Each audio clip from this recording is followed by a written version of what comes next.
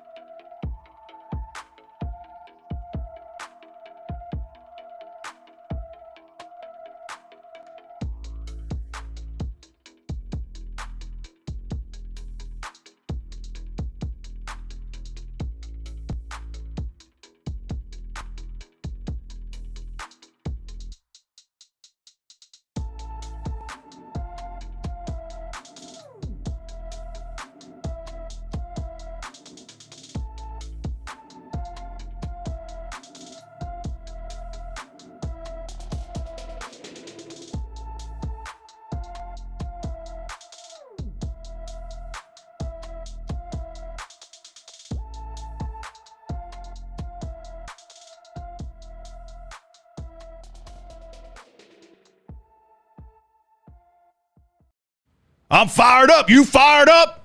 Let's do the damn thing. Oh, you know what time it is. It's time to take it to the Birdland. It's about to go down. Hope y'all ready. Let's go. Rolling me to the Birdland. Friends got to giving you the word, man. Any other BS is absurd, man. Sports talking, they give it to you firsthand. They can talk Terps, they can talk O's. We both lit, that's how it goes. Baltimore Squad, Ravens and Poe. Better tune in, here gonna show. Birdland, Birdland, Birdland. BS. Birdland, Birdland, Birdland.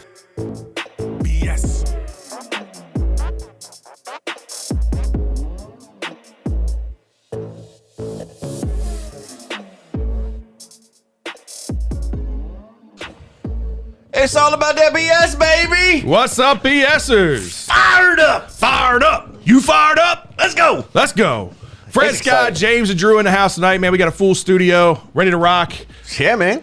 A lot of things to talk about. As Orioles finished 500. Can you say that again? The Orioles finished 500 heading into the All-Star break. I love the sound of that. I know, man. It's exciting times. I love exciting times at next Birdland. year when it's going to be better. I hear that. It's all up from here. It's all up. We're trending, man. Especially after the draft. We had the draft now complete. We're talking the latest additions to Birdland, and are we happy with the results? Yeah, I'm interested to get you guys' take. There were a few that were surprising and a few interesting pieces coming out of the draft. So we'll talk about that as well as the All-Star break itself. And then training camp, guys, it's underway with the Ravens. Rookies reported yesterday. We're going to go ahead and take a way too early trip around the NFL, give our preseason picks for the 2022 playoffs, give you who we think is going to make it from each division and really break it down for you. But that's how little is going on in the NFL world. We're talking preseason picks right now. So, we're talking about practice. Yeah, we're talking about pre-practice. We got a lot to talk about, man. It's going to be an exciting show. Make sure you guys are getting all your questions and comments in. We'll try to answer them as we go along. James controlling the chat room over there tonight. Right. All right, you guys got to remember, too, man, the team over at MD Crash we've been telling you about for the last couple years, well, they've expanded, more lawyers, and handling a much broader spectrum of cases now, still handling all your auto and accidents and injuries at work, of course. But now the team at Bowers, Hassan, and Herndon can help you with family law issues from divorce to custody to even child support. So if you need a team that'll represent you and represent you well, make sure you update that number now, 667-220-6500. Call or text them anytime. That number again, 667-220-6500. Get the team at Bowers, Hassan, and Herndon on the case for you. Oh, man. It's been a while since It's been a minute since I did it, so I fumbled through it a little bit. By the way, credit to John Googs. He also, I was sitting here thinking about this as you were going through that ad read, and I was like, you could pick Bowers, Hassan, and Herndon to represent you better than Buster Olney represents the Orioles. Hey-o. Fuck Buster Olney. In that statement, for sure. All right, guys, but we're going to stick with the trend, right? Last week was the first time in a while that we started with Orioles talk. And we're going to continue. This will probably be the last few times. Probably. Yes. Probably one of the last ones as football seasons get ready to start, man. But as I mentioned, team finishes 46-46 at the All-Star break after a 2-game series sweep in Chicago of the Cubbies and losing 2 out of 3 down in Tampa, which was a good series. Would have liked to have seen them take at least 2 out of 3 there, but they end up on the losing side. It was a good series, but hurt after our conversation last week. I'll be honest. It hurt a little, James. Yeah, it's finally starting to cool down in this room a little bit from last week. It was an intense show. Reminds me I need to turn the air conditioner up. Yeah. But, like we talked about last week, again, I don't think anybody in this room or anybody really in Birdland had any real expectations of this year. It was really just a year of development, right, and continuing the upward trend. We were talking about maybe like a plus 10 win season would be good, and that was 52 wins last year. If we finished somewhere in the 62 to 65 realm, I think we'd all be really, really happy. Yeah. Well, right now we're on pace for 82. Right, we're on a really, really good pace, which would be a no matter what James says from last week, it would be a playoff contender if it wasn't the fact that we play in the hardest division in all of baseball. Right.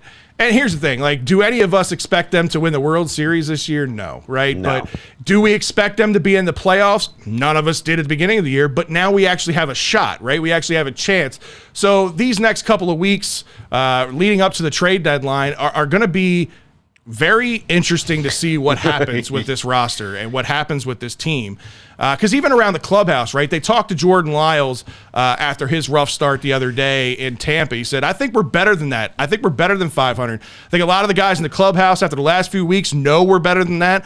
I don't think we're here to go away. We're here to stay. So it's just us being homers and not just us being fans.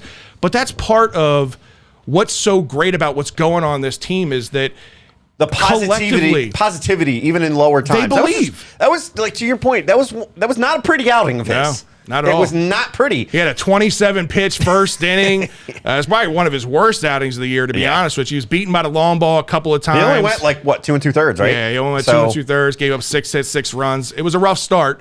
But Jordan Lyles, he's been a bright piece to me because we brought him in for one purpose, right? You brought him in to be an innings eater, and that's what he's done. He's leading this staff. He's going deeper into games. Obviously, this game was kind of the anomaly for him. He's in the upper 4s, I want to say, in ERA for the year. So, again, it's what you expect out of a number 4. Exactly. It's kind of what I expected him. But what I didn't expect, again, was to be in this type of position at 46 and 46. What I expected was for Jordan Lyles to come in, play this well, and him be a trade piece going out to bring more prospects in. But now, again, that narrative changes. Do they trade him out? Do they keep him? He seems to be bought into what's going on here, and I think the Orioles are bought into what he's doing. And to your point, he was brought in to eat those innings. He's really done that. Yeah. I think when you were looking at the stats, you kind of alluded to that as we were talking in the pregame. 107 and 2/3 innings.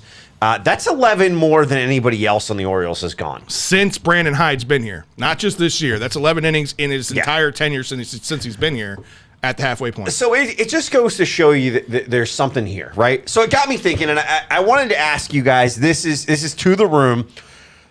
This Orioles MLB level season has been described in many different ways so far by many different people. Let's get your take now that the first half has technically been over. We're 10 games over the first half technically. But everybody looks at the All-Star break as truly the first half. That's how we've always looked at it. So let's keep it that way. So looking at the first half, I'm going to ask everyone to either give me a one word or a short phrase that you feel sums up the first half of this season for the Orioles. That's easy for me. It's overachieving. Like, okay. I mean, this team, again, like what they've done this year in the first half, it's not that they just got hot for a couple of games. Yes, they went on that 10-game winning streak, and it was great. They didn't get just hot for a couple of games. Outside of the first month of baseball, outside of April, they've played great, right? Yeah. For the last couple of months leading up to this. So, to me, it's overachieving, way over expectations of where I thought they would be. So that's how kind of I would sum this year All right. so far. I'll throw it over to Drew. Okay. Can you hear me? Yeah, we got you. For some reason, I talked earlier and I couldn't tell if you guys could hear me or not. Yeah, we got you. I know you got to do David one uses word, optimistic. I like one it. word, vindication. Yeah. Because the last couple of years, obviously, they went bare bones, and I know we're talking about major league level, but they went bare bones. They developed this minor league system into arguably the best. I'm starting to see their second, first or second, depending who you look at. They're the best. All right. You built up the best farm system in baseball, but then on the major league roster, you can still see that. You got Adley up. Grayson would have been, you know what I mean? Grayson, I try to add him in there because I think we already know he would already been up there. But you see the development of a lot of like the pitching, like Wells and Kramer, and then the bullpen guys in Perez and Lopez and Bautista, where it's like it isn't just about building the farm system, it's about player development that we always heard about too, and it's showing that the way they do things, it's working, and that is just, like I said, vindication for the last couple of years for Orioles fans having to deal with the crap and having to justify wanting to still have interest in it. Right. Vindication. So, I like it. Vindication, optimism. James, where are you at? Electric. Boogie, woogie, woogie, woogie. James not where I breaking out the expected music James tonight. to go. No, it's not. Not where I expected him to go at all. What do we got, James? Why are you electric with this team? Yeah, 'cause it's fun baseball. It's not like, oh, here we go. We just have a lineup out there. You're actually starting to know guys that are coming up and that's going to be around for the long haul. People are coming out. Like, it's getting that feel back, even though I just love baseball in general.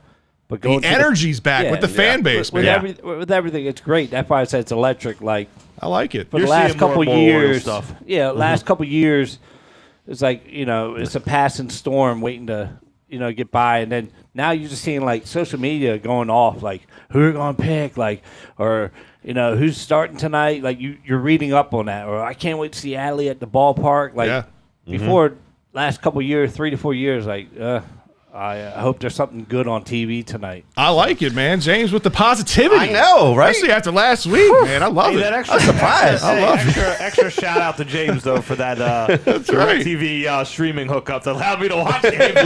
Listen. Drew and James hooked up. They kissed. They hugged after the show and all that stuff. They made up. So what are you gonna use for one word to describe the season? I would say, if I'm going one word, I would say validating. Okay. And it kind of alludes to what Drew said. When you started, I was like, he's not going to say validating. He's not going to do it. My word wasn't even going to be vindication. I literally came up with that as Fred was talking because it was going to be trust the process. I'm like, nah, it's too close to the 76ers. And then I'm like, they're talking about major league level. Let's get away from the process and go with. We can always steal one from the Terps. The best is ahead. Yeah, right. I like it. No, I think for me, it's kind of like what Drew was saying. It's validating everything that's happened because now we've heard for so many years the talent, right? Oh, we have talent, and the talent either comes up and they have serious struggles, or we wind up being in a situation that it's just one guy. Difference is now you have talent, and it's more than one guy. Yeah. You have multiple guys. You're starting to see that wave of prospects coming up. And I was between validating, I had, exciting, I had, ecstatic, whatever you wanted to kind of call it. But it was like, I kind of led towards that validation because what we're starting to see is what we've been talking about since Mike Elias took over.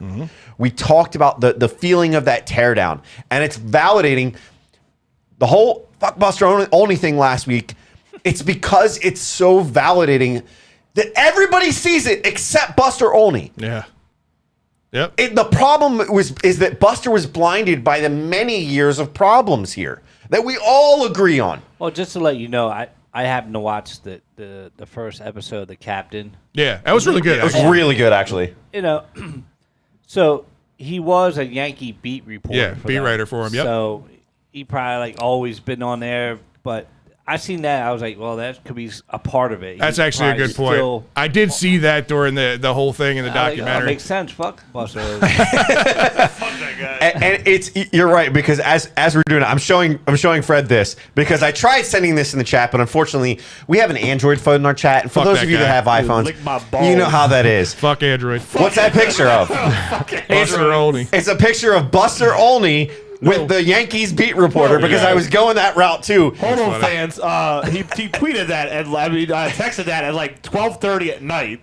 So that's why no one responded. Because I didn't think it went through. It said on my phone that it didn't go through because it's an Android chat. No, I got it. I didn't get it next morning. I got it when you extended for the iPhone. For the iPhone group, yeah. Right. Yeah. Oh, okay, cool.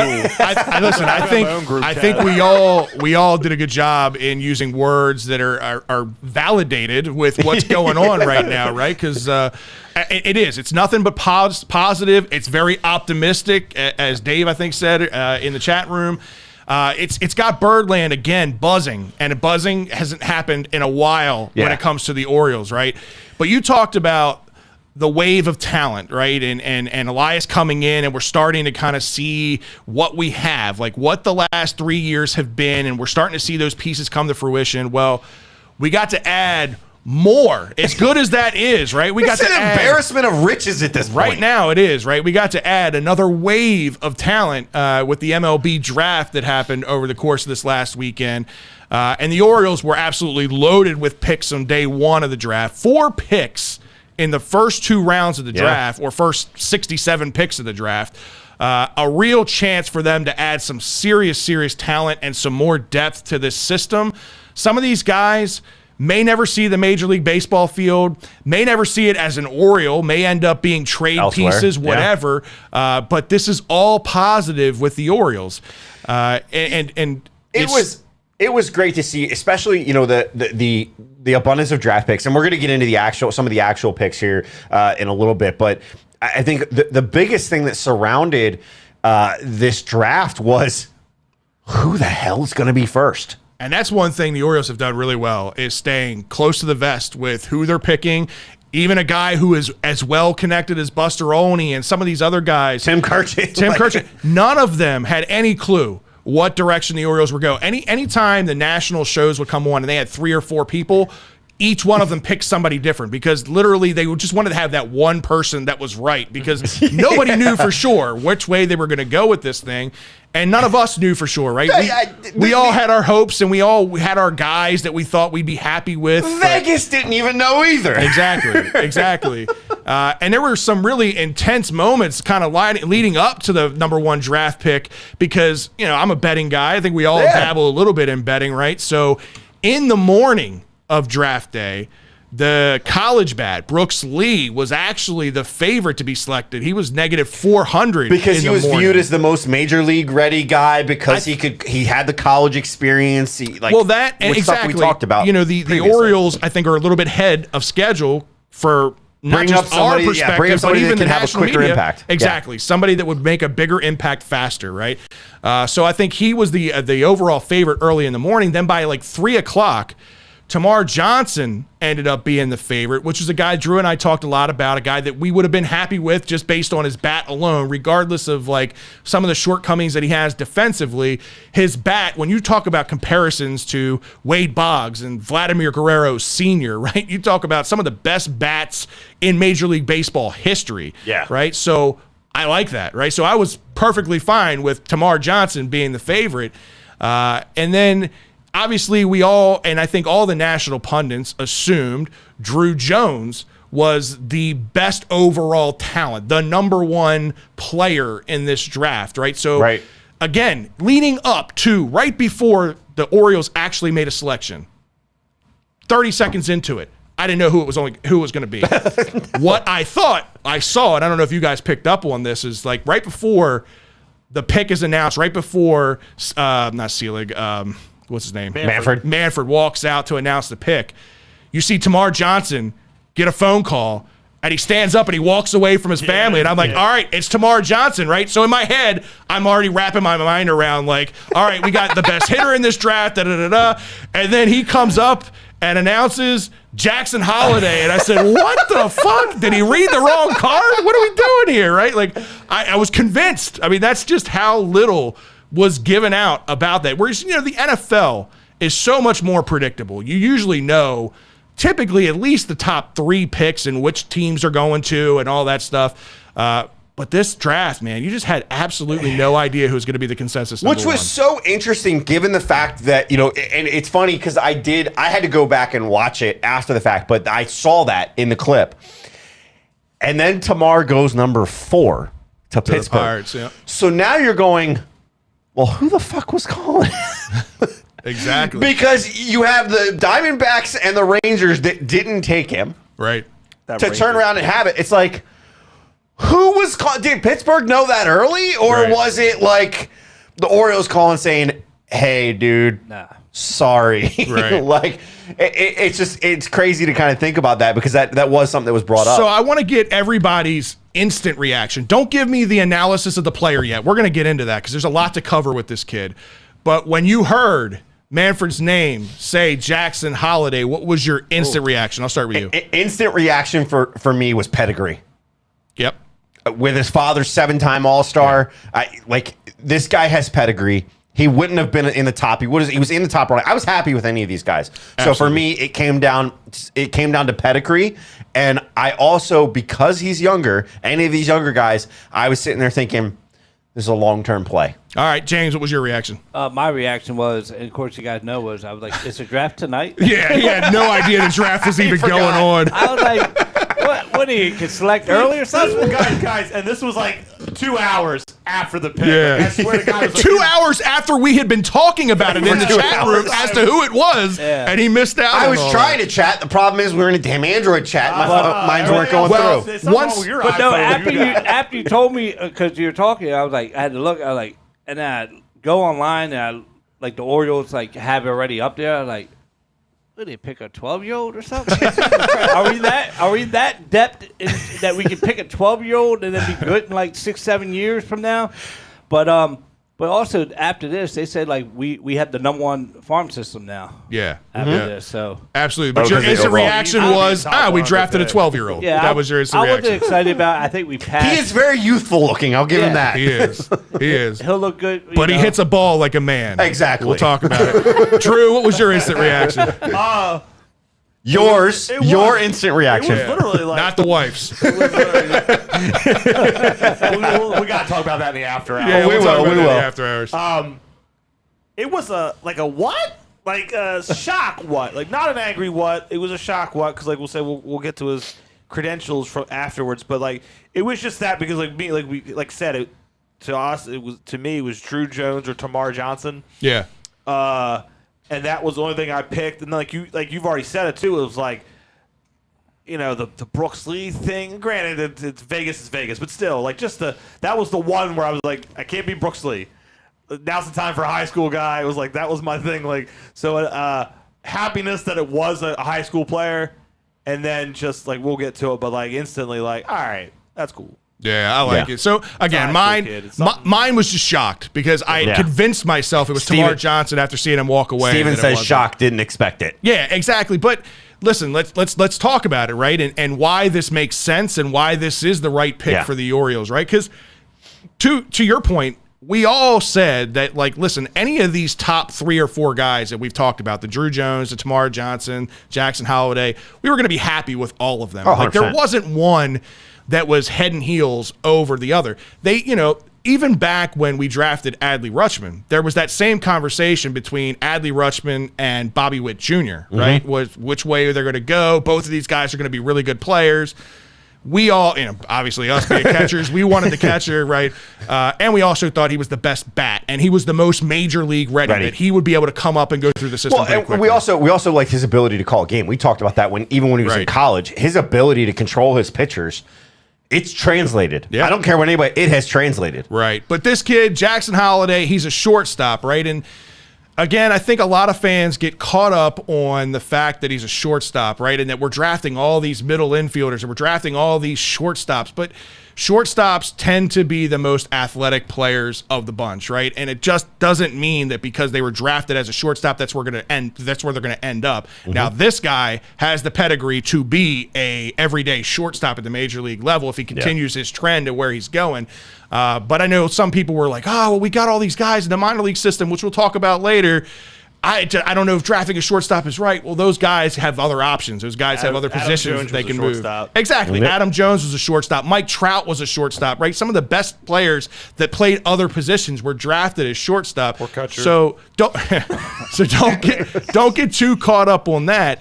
But what you do want to get caught up on, to James's point, right? He looks young, right? He looks very it didn't even have he hadn't even puberty yet. Doesn't have any facial hair, nothing, right? Never has a razor. But he's 6'3", 185 pounds. The kid is only 18 years old. The 6'3" threw me off because every picture that you see, his upper body, his torso, is smaller. Yeah, he's the opposite of me. I have a long torso, shorter legs. He's the opposite. Yeah, of that. this kid in his pictures, he doesn't. So to a lot of people, to hear 6'3", you see a picture of him, you go, that kid's 6'3", and then sitting next to his father, Matt Holiday, who I think is He still looks like he could play today. Oh, he does. He is absolutely jacked. I think he's 6'4". Yeah, Yeah. he don't look retired. They could be the exact same guy. It's the fact that he still looks like a Yeah. ball player. Yeah, He he looks never, like a he guy never that's lost the retired. structure, so to speak. But yeah, no, I mean this kid, he's gonna weight wise, he's gonna fill out. He's probably gonna put on another 1 to 2 inches. This kid could wind up being 6'5", 6'6" by the time he gets to the major league level. Exactly. When you're talking about this kid, you're talking size wise. At 18 years old, this is his size. Size wise, he could be not quite, but he could be comparable when he fills out a little bit more to a little bit thinner Aaron Judge. Who's the guy for the Rockies? Aaron Judge is like 6'7". He's 6'7", but if this kid puts up on another 2 inches at 6'5", that's even 6'4". That's a taller guy. Yeah. He's lanky, but he's going to have the power. He already has the upper body. If he's going to be anything like his dad, he's going to be yoked. Right. When he gets his man body, he is going to be yoked. If he played football, he'd be listed at 6'11". Yeah, right, exactly. But no, and he's coming out of an area that has had in that Oklahoma area, the Oklahoma, some of the best talent. Some of the best talent that we've seen. He committed to Oregon State at one point, right? So we've seen some talent come out of Oregon State. Adley Rutschman. Yeah, I mean that's the thing here. We have to kind of take a step back and say, this kid comes from a pedigree. He was recruited at a national level out of a top program. Yep. That's something that says something about this kid's talent. Mind you, listen to these numbers, right? This is a kid that hit, as a senior, hit 685, a 685 average, a 749 on base percentage, a 1.392 slugging percentage.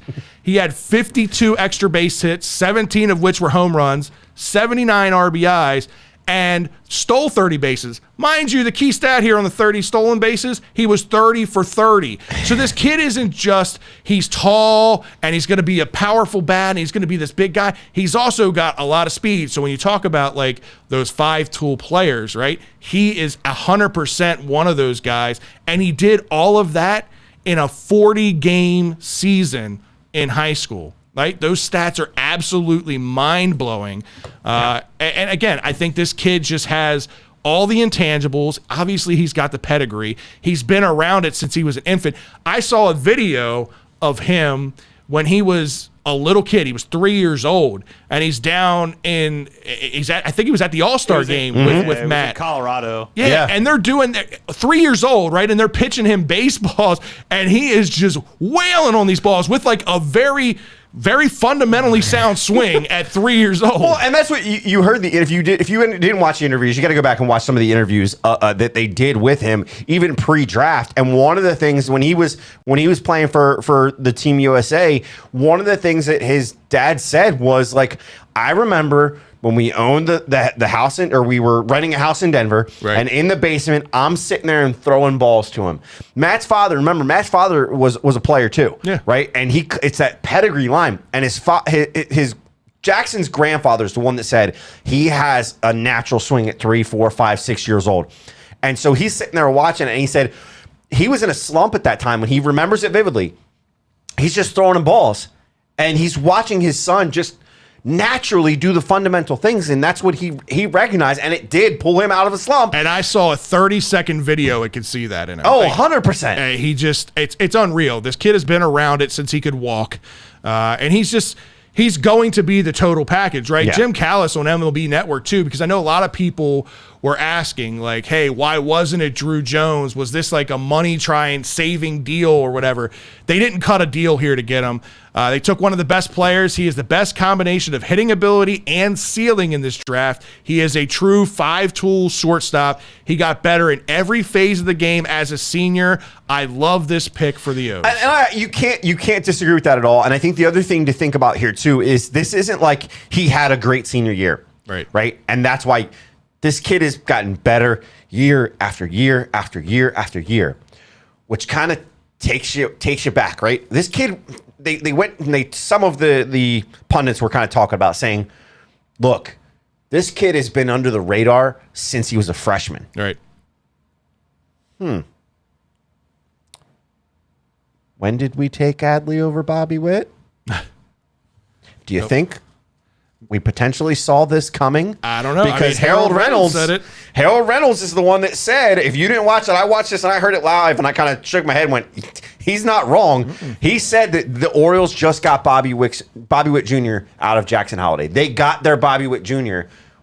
without that getting whole Bobby Witt Jr. debate of Bobby Witt or Adley Rutschman, according to Harold Reynolds, now they have them both. Right? Now you have two top-tier guys. Which is pretty impressive, right? So obviously you wanted to hear it from the horse's mouth as far as Mike Elias and how this whole process kind of... He had a lot to say in this. I'm going to let you run through it all first, everything he had to say about Jackson and the pick, and then I think we can maybe take a minute or two just to kind of absorb that and give you our quick reflection on what Mike Elias had to say. One of the things that I really respect about Mike Elias is that he is pretty candid, right? And he tells you how it is, good, bad, or ugly. He doesn't really sugarcoat a whole lot. He's pretty transparent.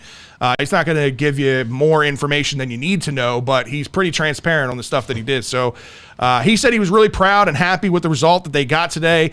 Couldn't be happier with the player in person we're getting. He's a 5-tool shortstop, left-handed bat, which is critical. A left-handed bat hitting in the new confines of Camden Yards, which we'll talk a little bit about. That's another aspect of this, right?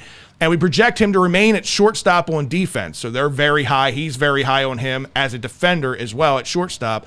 And he had one of the best swings in the draft, which we've already kind of talked about. Again, a guy that hits 650 or 680 doesn't happen by accident. And again, in a place like Oklahoma, where there's a lot of high school talent, that speaks for itself, right? He also said on the difficulty of the decision, because we've already kind of talked about that. We said that there was a multitude of names, right? What did it come down to, and how hard was it for you? Well, he said, I would liken it to deciding what to order at a 5-star restaurant. And I can imagine, not that I've eaten at a whole lot of 5-star restaurants in my life, but even at Denny's, I struggle with, I don't know what I'm going to get. Everything sounds so good, right? Hey, man, there were at least 5 good options on that top of the world restaurant. That's right. That's true. That's one of them for sure. So I can imagine how difficult of a decision this was, and there was a lot of truth to this is going to come down to a draft day decision. It wasn't something that they were sitting on for weeks, right? He also said Holiday was not a consideration for the number 1 overall pick in the winter, but he got physically stronger and better, and then his performance shot through the absolute roof. Area scouts Ken Guthrie and Jim Richardson's were on it for the Orioles.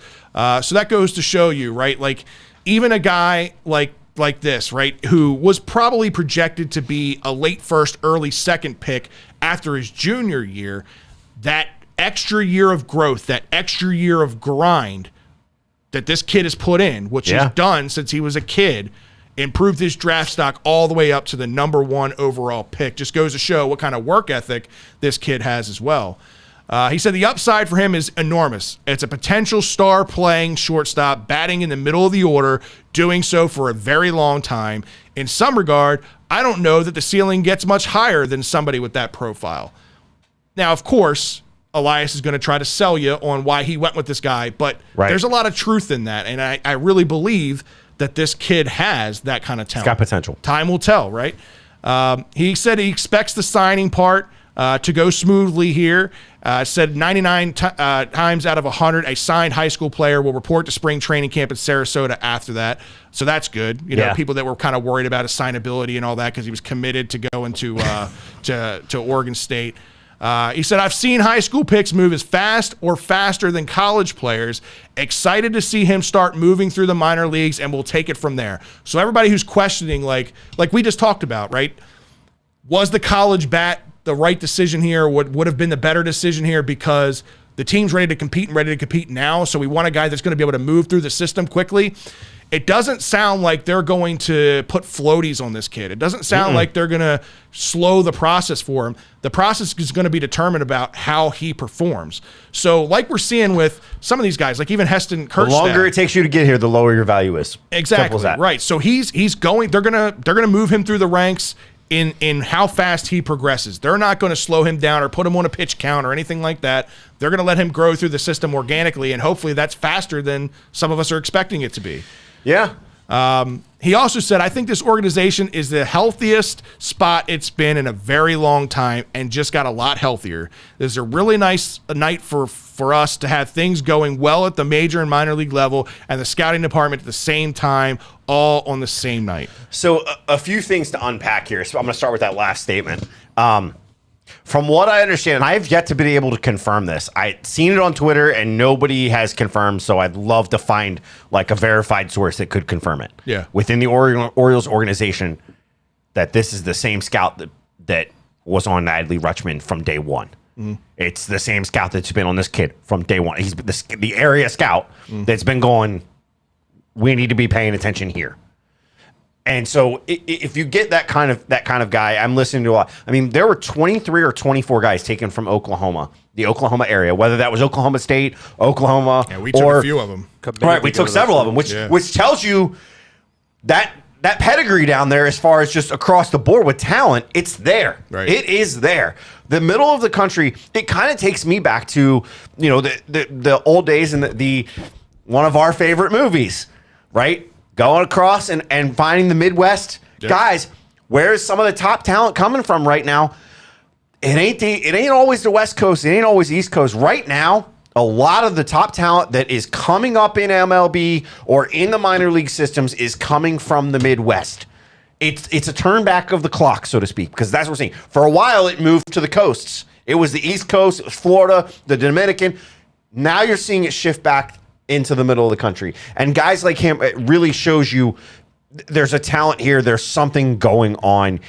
And when you have this many guys at this type of level, when you get a kid like this can put up the numbers that he has with the talent that's around him and that he's playing against, you can't ignore it. You can't. Yeah. Listen, I'm excited about this kid. I think we all were a little enamored with Drew Jones because he was more in the spotlight, right? He's what you saw. He's what you heard about on social media. He's what you saw on YouTube. Like, he's also a very me guy. Like, he has his own YouTube channel that he self-promotes himself. He did this whole video that was like an hour long. It was almost like an MTV Cribs video, but it was his mom's house. It was the weirdest thing ever. But, you know, he's kind of a... Kids. Yeah, right. He's just kind of a me guy, right? Kids in their technology. I mean, listen, talent-wise, the kid is unreal, right? And anybody that's a son of Andrew Jones, who is, you know, one of the greatest center fielders of all time, I'm on board with it. I still went number 2. I just, because of that, I don't think I paid as much attention to Jackson Holliday as I probably should have. I should have dove into him a little bit Quiet. more. He was under the radar. He was, but I like that about him, right? And his father was the same way. His father was an underrated guy that was a very good player, played for a lot of teams. I mean, he played for He played for Colorado, he played for St. Louis, Yankees. Oakland, the Yankees. I mean, he played for quite a few teams. But, you know, unless you're an avid follower of baseball, you probably didn't know a whole lot about Matt Holliday because he was that kind of a quiet guy. So, guys, we'll start with you, James. What is your kind of quick take on Elias's comments and the overall, other than your initial reaction, your overall thoughts on taking Jackson Holliday? I just hope it pans out. Oh, man. All right, be honest, though. I mean, if you're negative about something, what is it? I'm not negative. I just wanted Drew. I wanted to at least have some action player that was, if he's anything like his father was, like you would think that would be shoring up the center field and taking over to be a leader on the team. But like I said, I'm completely wrong. I hope this guy comes up in 5 years and blows it out of the park. Dude. Okay. Kid's really quiet and well spoken. I like it. Listen. I don't I'm dislike. just shell shocked, sort of. I got you. Like, I understand. We weren't all expecting this, and then you drop this, and it's just like, okay, this is where it's going to be. All right. They have a plan. I like it. Drew, what was your take now that you've had a chance to digest it? Like you said it already, Elias never sugarcoats things. When he says something, he don't speak in circles. He don't try to make you like dumb it down for you. Nothing like that. If him and his scouts thought Jackson Holliday is the absolute best, I go with the track record. The track record these last few years has been really phenomenal. And it isn't just, you get lucky getting Adley. Like, it is, drafting Cowser, Gunner, and, all the guys that we've named. Mayo. All the guys we can rattle off. Like, I've walk with Elias. Like, that's what I'm going to do. Like, until he really fucks something up really badly. Maybe this could be it. To James's point, maybe this could be it. But fans, like, you can't. They could both be freaking identical trajectories. Yeah. Are you going to be mad if Andrew Jones hits like 30 home runs in his second year and Holliday hits 27? Like, it's a good problem to have at the top of the problem to have. Right. And then also, I wanted to say I put it as, I don't know, maybe because we've been losing so much. Like, this could be potentially our last first-round pick. 100% for a while. So, got to get it right. Yeah. So I hope, man. I get it. So I got to ask you, we talked about all the positives here with Jackson Holliday. Any negatives for you? I mean, I'm pulling at straws to find a negative, but if I'm going to find a negative, it's that his representation is Scott Boras.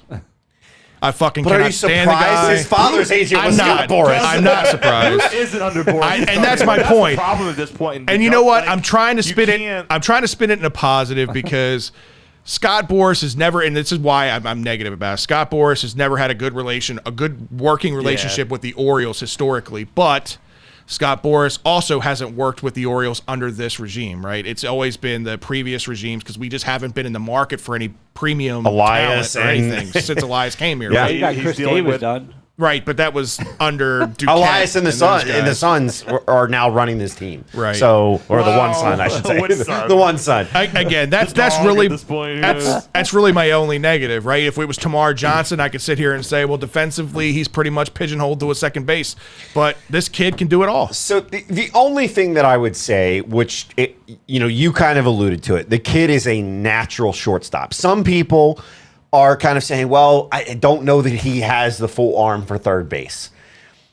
I don't know that I fully disagree with that from some of the defensive videos that I've seen, but I'm also not a scout. I'm not, I don't do this. Holiday? Yeah. Okay. And I don't do this for a living. But one of the things that got me thinking about, right, if you're taking him at shortstop right now, and you kind of alluded to this earlier, you've got Gunnar Henderson, who was the guy that we were pinning for shortstop. Mm-hmm.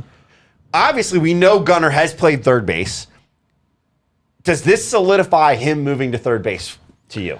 I don't think it solidifies anything because these guys are going to be a couple years apart from each other. Gunnar is going to be here hopefully before the end of this year, but definitely by the beginning of next year. So I think that 2-year gap, if it's 2 years, if he moves through quickly, 3 years, if it's the normal trajectory of a high school prospect, I don't think that that's going to matter much. And like you said, I alluded to it earlier, having a bunch of shortstops, having a bunch of athletes is never a problem, right? No. There's a million places that you can fill these guys. And right now, to be honest with you, we are sitting on an abundance of goods, right? We do have tradable pieces. It's going to hurt, I think, all of us here who are avid fans who like James always says, we fall in love with these players and we fall in love with the prospects, right? Because we just want to see success, and we want to see these guys come to fruition and come through the system and not have to pay for these guys and all that stuff. But there's going to come a time where there's just, once you have your roster set and you have your depth set, you're going to have pieces left over that either others are going to covet, or you're just going to have to get rid of, right? So you're going to have to make some tough decisions on some of these guys. And it'll be interesting to see what they do. So it sounds like you don't think it. The one thing I would say is, to me, Gunnar is 21 and Holiday's 18. I think for me, you're talking 3 years. If we hit that three year mark, 3 years is the normal for a high school guy. Let's assume he keeps that trajectory. Now you've got the left side of your infield. If you move Gunnar over, now they may not do it right away, but if you move Gunnar over in the next year or so, let him start taking some more consistent reps, or when he gets to the major league level, you move him over. Now you have two guys under the age of 25 shoring up the left side of your infield with solid bats, good range, and good arms. And I seem to remember a move happening with a certain Manny Machado that led to platinum gloves at third base. I'm just saying, it doesn't mean that just because a guy's moving from short to third that it's going to be a negative. That's my point. I'm not saying that, by no means am I saying that is Gunnar Henderson. But my whole point is and you said it, we have an abundance of goods. When you look at the middle infield alone, right, and guys that can play the middle infield, we mentioned now you have Holiday. You have your top guy in the middle infield, which is Gunnar at this point, right? I don't think anybody disagrees with that. Right. But you still have Vavra, Westberg, Norby, Ortiz, and, oh, by the way, the guy that seems to play everywhere and was also in the whole thing of the having to go get him out of the defection of Cuba in Cesar Prado. I mean, the abundance of riches here of guys that are high-level guys, young, and going to get up to the major league level probably pretty quickly in most cases, barring any injury. Yeah.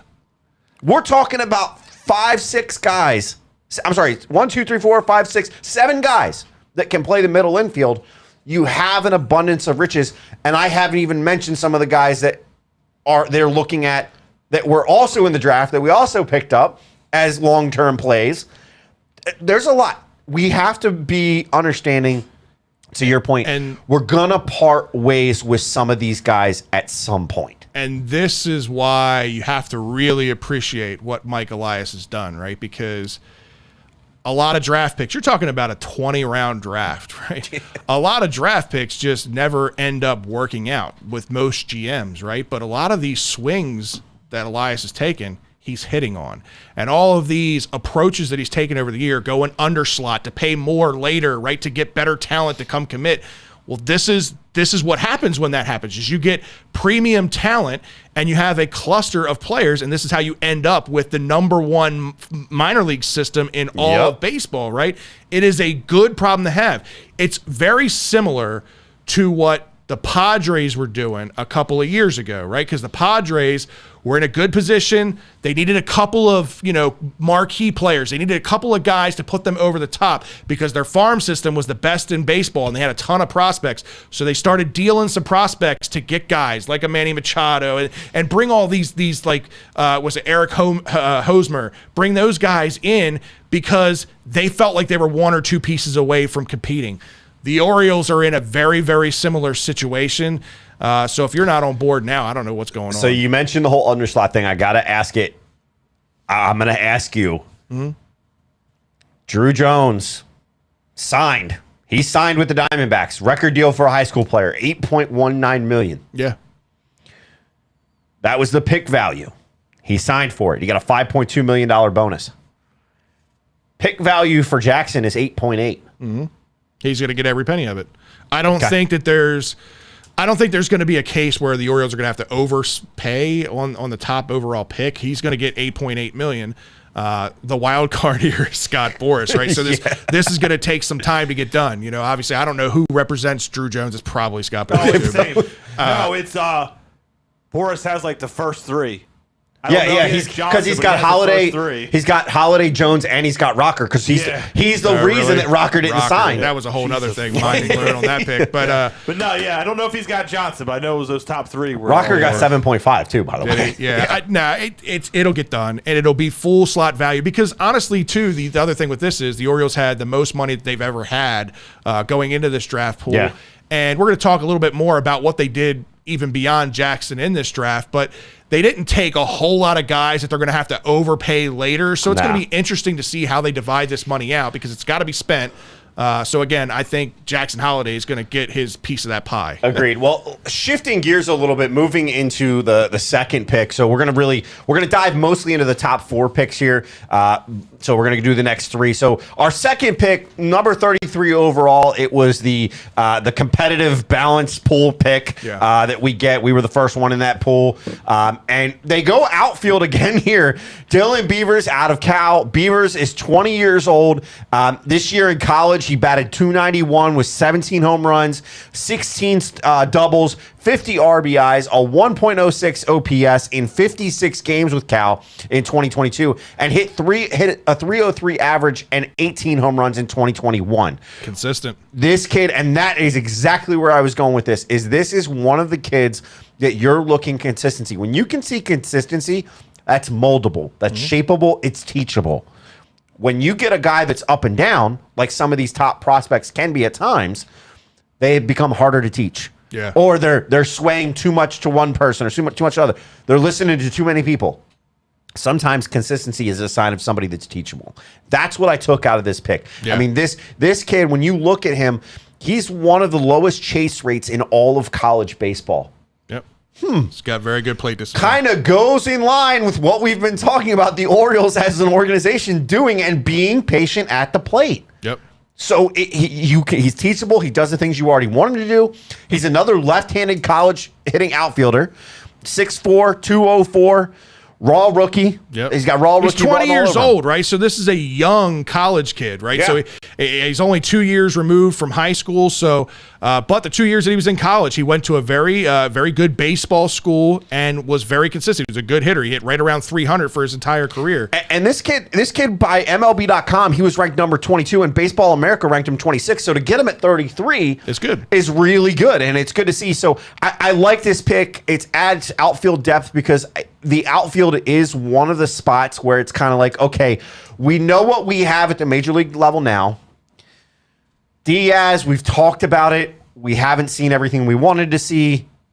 But beyond that, the depth is not consistent, and it's not fully there throughout the minors. I'm not going to get too caught up on who we have in the system or not. I think this is a great pick. Okay. I know a lot of the experts were trying to draw comparisons to Christian Yelich out of Yelich, yeah. Yelich out of Milwaukee. And I guess if you put them side by side and watch the videotape, yeah, they look similar. I'm going to go back to the memory bank on here. Who he reminds me of, and I don't know a whole lot about this kid at all. Obviously, this is the first time I'd heard of him, and I just went and watched some video of him. Who he reminds me of, based on his size, his power, his lankiness.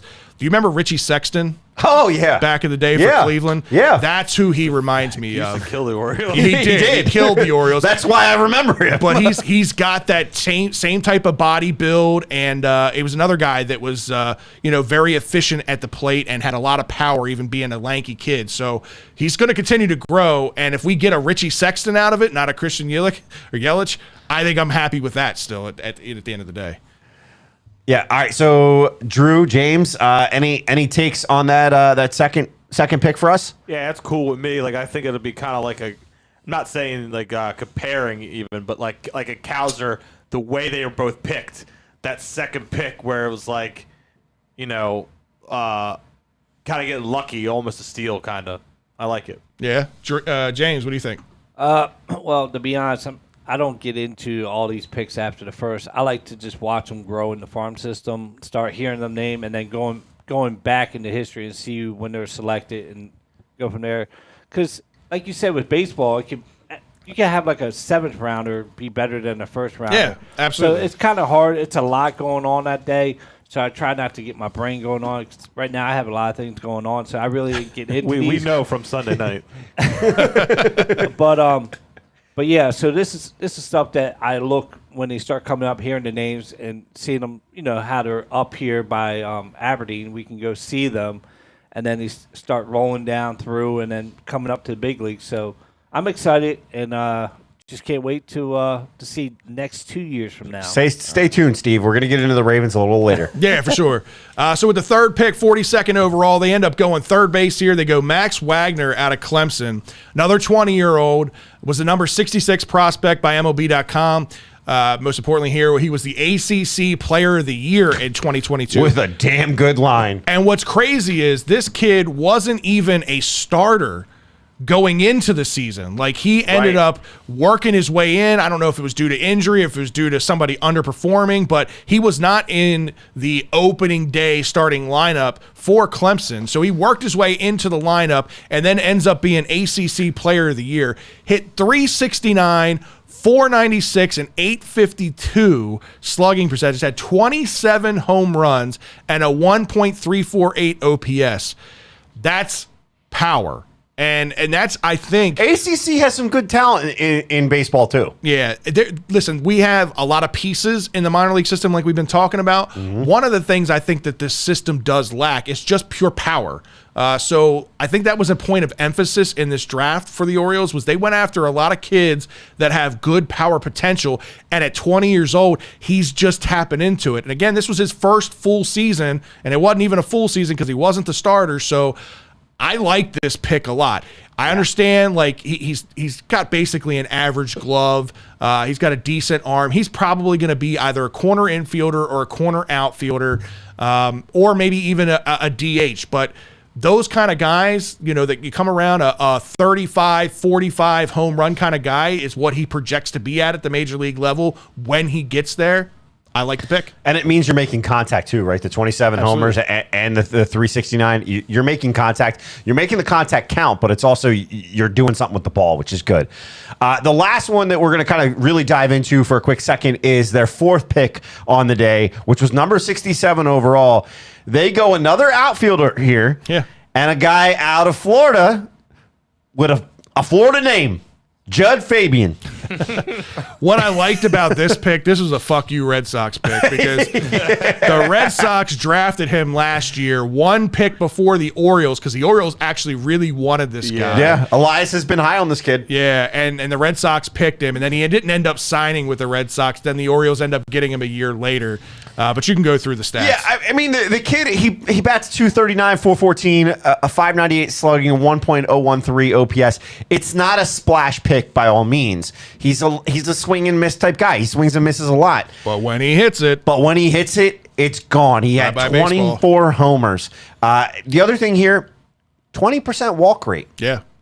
So he's got a good batter's eye. It's just bat to ball contact isn't really good right now, but that can still develop. That's something that you can slowly teach a guy, right? This is not a guy that I'm expecting to jump and make leaps and bounds, but I do expect him to kind of be patient. And again, some of these picks that we're seeing start to look at some of the things that the Orioles are talking about. 20% walk rate.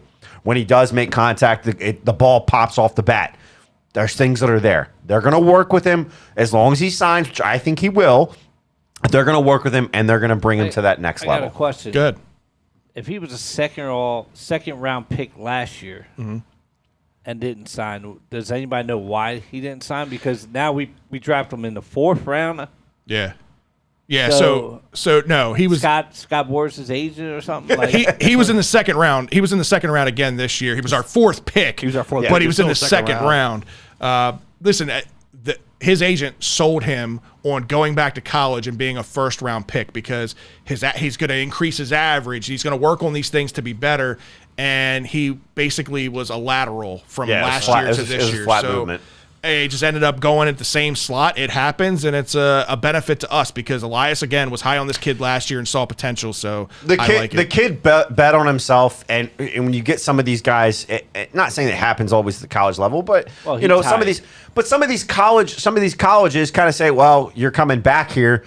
I'm not going to put that much effort into you because it didn't work out. Yeah. So it depends. We don't know the situation, but look, we got him. We got him around the same time he went last year. Elias has been high on him 2 years in a row. I'm not going to say I don't trust in Elias because I do. At this point, he hasn't shown me anything that tells me otherwise. So if Elias is high on him and is willing to take him to 2nd round too, I'll take it. Let's go. I'm for it. So we don't have to run through all these names. We just wanted to highlight day 1 names. But overall in this draft, just to let you know with the remaining picks, we ended up going 2 catchers. 2 more, yeah. 11 right-handed pitchers, 2 outfielders, 2 shortstop, and 1 left-handed pitcher. Because I know a lot of people were like, man, all these picks, and we haven't picked any pitchers, and we need pitching depth, blah, blah, blah. Well, they ended up getting it.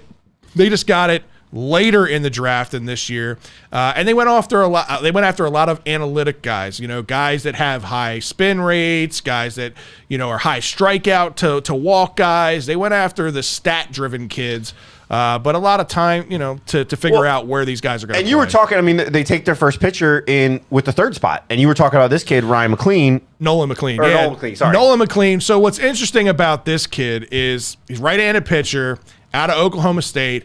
It's the first time in Mike Elias' era to take a pitcher in the first 4 rounds. Well, let's look why. Why did you like this kid? He can also play third base. Exactly. So what this kid kind of reminds me of is Michael Givens, right? So if you remember, Michael Givens was drafted as a shortstop, right? He was a shortstop and a pitcher.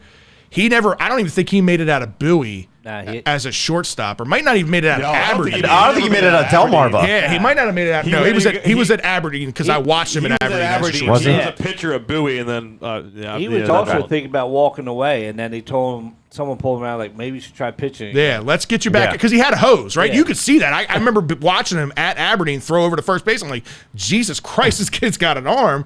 They end up putting him on the mound. He ends up having a pretty decent career. I forget where is he with the Cubs now? Chicago. Yeah, he's with the Cubs now, doing pretty good there. So that's what this kid reminds me of. And whenever you can add a piece like that is good on both sides, man, that just gives you less probability of failure, right? If one doesn't work out, you can try him out on another, right? You get 2 shots with one kid. I like it. Yeah, I like it. The other thing here is throughout the entire draft, they only take 1 left-handed arm. And the left-handed arm they take was Jared Beck with the 13th round, number 377 overall out of St. Leo University. This is the kid that if you haven't seen it, this kid is 7 foot tall. Ridiculous. Unreal. He can hit 95 on the gun. He struck out 105 batters in just 68 1/3 innings for St. Leo this past season against 31 walks. St. Leo. That is awesome to hear, right? But here's the kicker for this. Do you want to know where he's been playing? Where? The Savannah Bananas. Oh, Jesus. So here's the Was he deal. out there doing any of these stupid dances? I guess he was. He huh? was. He was a feature on one of their videos that, hey, even the extra large, I was we going to need say, a Taylor I out here imagine to this hem it guy up. stands out a little bit. Is 7 foot tall. They had him pitching against the guy in stilts so they could get him close. Yeah, That's it was funny. hilarious. But look, you know, we laugh about the Savannah Bananas, and we've joked about it. It's entertaining, right? They're talented. But there's people out there that are saying, oh, these guys they're just doing it. Here's the deal. The Savannah Bananas this year, this week alone, had 7 guys get drafted and 3 more signed to MLB clubs. There's talent there. There's 10 guys coming out of that. I know a lot of people get all caught up on the Savannah Bananas just being an entertainment value, and there is that. Obviously, they want to sell tickets, right? Because they need to make money and keep butts in the stands. But there's definitely talent there. And here's the thing: it's not just this one-off. This team last year had 1 current and 7 former players drafted. So the whole point about that, I love it. I love that this kid. You know, they kind of said, "All right, let's keep you going." And that's the thing about You this. know, the major leagues has never seen a 7-foot pitcher. I He think would be the first. I think Randy Johnson might have been like what Johnson was 6'11". 6'10" or 6'11". There's 3 guys I think The that have been Orioles 6'11. had like a tall guy too. Hendrickson was really tall. Yeah, Chris Henderson Young was used to really pitch tall. for the Rangers Henderson for a actually couple was a of years. basketball player, I think, but he Yeah. might have been 6'9" or 6'10". Yes. Yeah, he was 6'10". There's only like two or three guys that have ever that are the tallest that are 6'11" to make it to the He's majors. gonna make So Judge look small if he can come. Yeah. yeah, right. Exactly. Yankees got another judge in the wings of this Yeah, draft yeah, it too, was man. It's crazy. like fucking a spitting image of him. It's Well, insane. all right. So obviously the draft, it was capped off the week, you know, from last week and capped off the happy high that we've been on for this 500 season so far. But we can't not talk about the All-Star game and the Home Run Derby. We're going to start with the game since we actually had a representative from the Orioles in the game. Yeah. So just I mean, kinda, it was brief, but yeah. yeah, it was very brief. The We had like 3 pitches. Yeah, the AL wins 3-2 through 9, but Jorge Lopez comes in. Yeah, you know, listen, I don't care. He made an appearance. It wasn't a Cito Gaston situation where they didn't end up putting in Mike Messina, which I would have been absolutely pissed if they didn't put Jorge Lopez in. You know, everybody was like, well, why didn't they let him finish the inning? Because they got to get everybody in. They're just trying to get They're everybody only their playing shine. 9 innings now, by the way. Exactly. We're going to talk about that later. So it was good to see the kid get a shot, and he came out there. He threw a couple pitches. He was effective, got his 2 outs, and he came out. I mean, And it wasn't like they were bad. He went up and gets 2 pitches against Schwarber, gets a ground out to short, and then Jake Cronenworth grounds out to second. He got 2. He did exactly what Jorge Lopez does and gets 2 ground ball outs. They take him out. Dusty Baker takes him out. Gregory Soto comes in. I thought it was funny because the next guy he walks Ian Happ. Right. But look, overall, great to see him and be out there against some All-Stars, right? Yeah, he deserved to be in that talk, and it was really good to see his. He was when Dusty came out, he was like happy. He's like 3 pitches, right. I'm fine. I'd be fine with that in a regular game. The All-Star game, I'll take it too. You know, for Jorge, I don't think he was upset with anything. Just the entire journey that he's been through, not only him, but his entire family, to go from what he was and not even sure if he was going to last in the major leagues to being an all-star now. It's credit to him, but it's also credit to the Orioles organization, the development, them not giving up on him as, you know, because he was terrible as a starting pitcher. He was not very good. Yeah. But them seeing what he had in talent, in arm talent, giving him another shot as a bullpen guy, and then finding a niche as a closer, he's done really, really well. It has worked out for him. It's been great to see. I did want to add and open this up just when it comes to, there was a lot of storylines, a lot of things to talk about in this All-Star game. But I want to open it up, and Fred, we'll start with you. What was like a storyline that you can give us your quick take on that's really stood out to you in this game, or we'll say game day, keeping the Derby out of it, you know, keeping the Soto contract thing out of it. Storyline that caught your attention that you liked From the weekend or just the game? from just the game day. We'll say game day. Anything that happened on game day. There's a lot of storylines that you could pull from in this game. Man, I guess if I'm going to pull it one just from the game side, because overall it was the Albert Pujols and the Miguel Cabrera thing, because I thought that was huge, especially in the home run derby part of it, which we'll talk about in a little bit. But just from the game, I think they finally got it right, you know, with the Clayton Kershaw going home, with LA, getting the start. It would have been cool for him to pitch there either way. But, coming off of a start where he was real close to throwing a perfect game, he's been incredible this year. And to get a start in his home stadium like that, for the first time that the game's been in LA in 40-something years, it's just kind of a special moment. Yeah. And you could see that because it's everything around Clayton Kershaw. It was pitching in the game, taking in the vibes. Then letting him run out there by himself at first. Exactly. And then the moment after the game that he had with a kid, that if you haven't seen this yet, look on Twitter. You're look on going to make me Facebook start for crying, it. motherfucker. It was sad, man. It was a kid was at a press conference with Clayton Kershaw, and Put the camera on Fred for a second. as Clayton Kershaw's getting ready to walk away, the kid stops him and tells a story about how his grandfather was his biggest fan, and had this kind of bucket list of things that he wanted to do before he eventually passed away. And one of those things was to meet Clayton Kershaw. Well, obviously he never got a chance to do that. Passed away from brain cancer, by the way. Right. And so the kid thought it meant something not only to him, but to honor his grandfather's legacy, to be there and to talk to him and to meet him. And Clayton took the time to walk around, hug the kid, took a picture, with his family and everything, listened to the story. And you could see how grateful Clayton was for that moment and how kind of special it was. Just a cap to the overall night. Again, I think that would be the one takeaway. It was touching. I don't even have a kid, but it was a touching moment. All right. Well, we'll throw it to James. James, anything from the All-Star game? What storyline from the All-Star game did you kind of most like, or were you most excited about? I was hoping that it was. You get your tissue? No, I don't need a tissue. I was hoping that we went to the tied at the 9th, so they can do a home run. Okay. So explain to everybody what the rule, what rule came out that morning. I was hoping somebody would go with this. The rule is if the game is tied after the 9th, they would just go into like a hit off, a home run derby-ish type of like a swing off or whatever. So I was hoping we get there. Didn't. I didn't get Poppy's money pick. I picked 6 home runs, so I wasn't even close. So.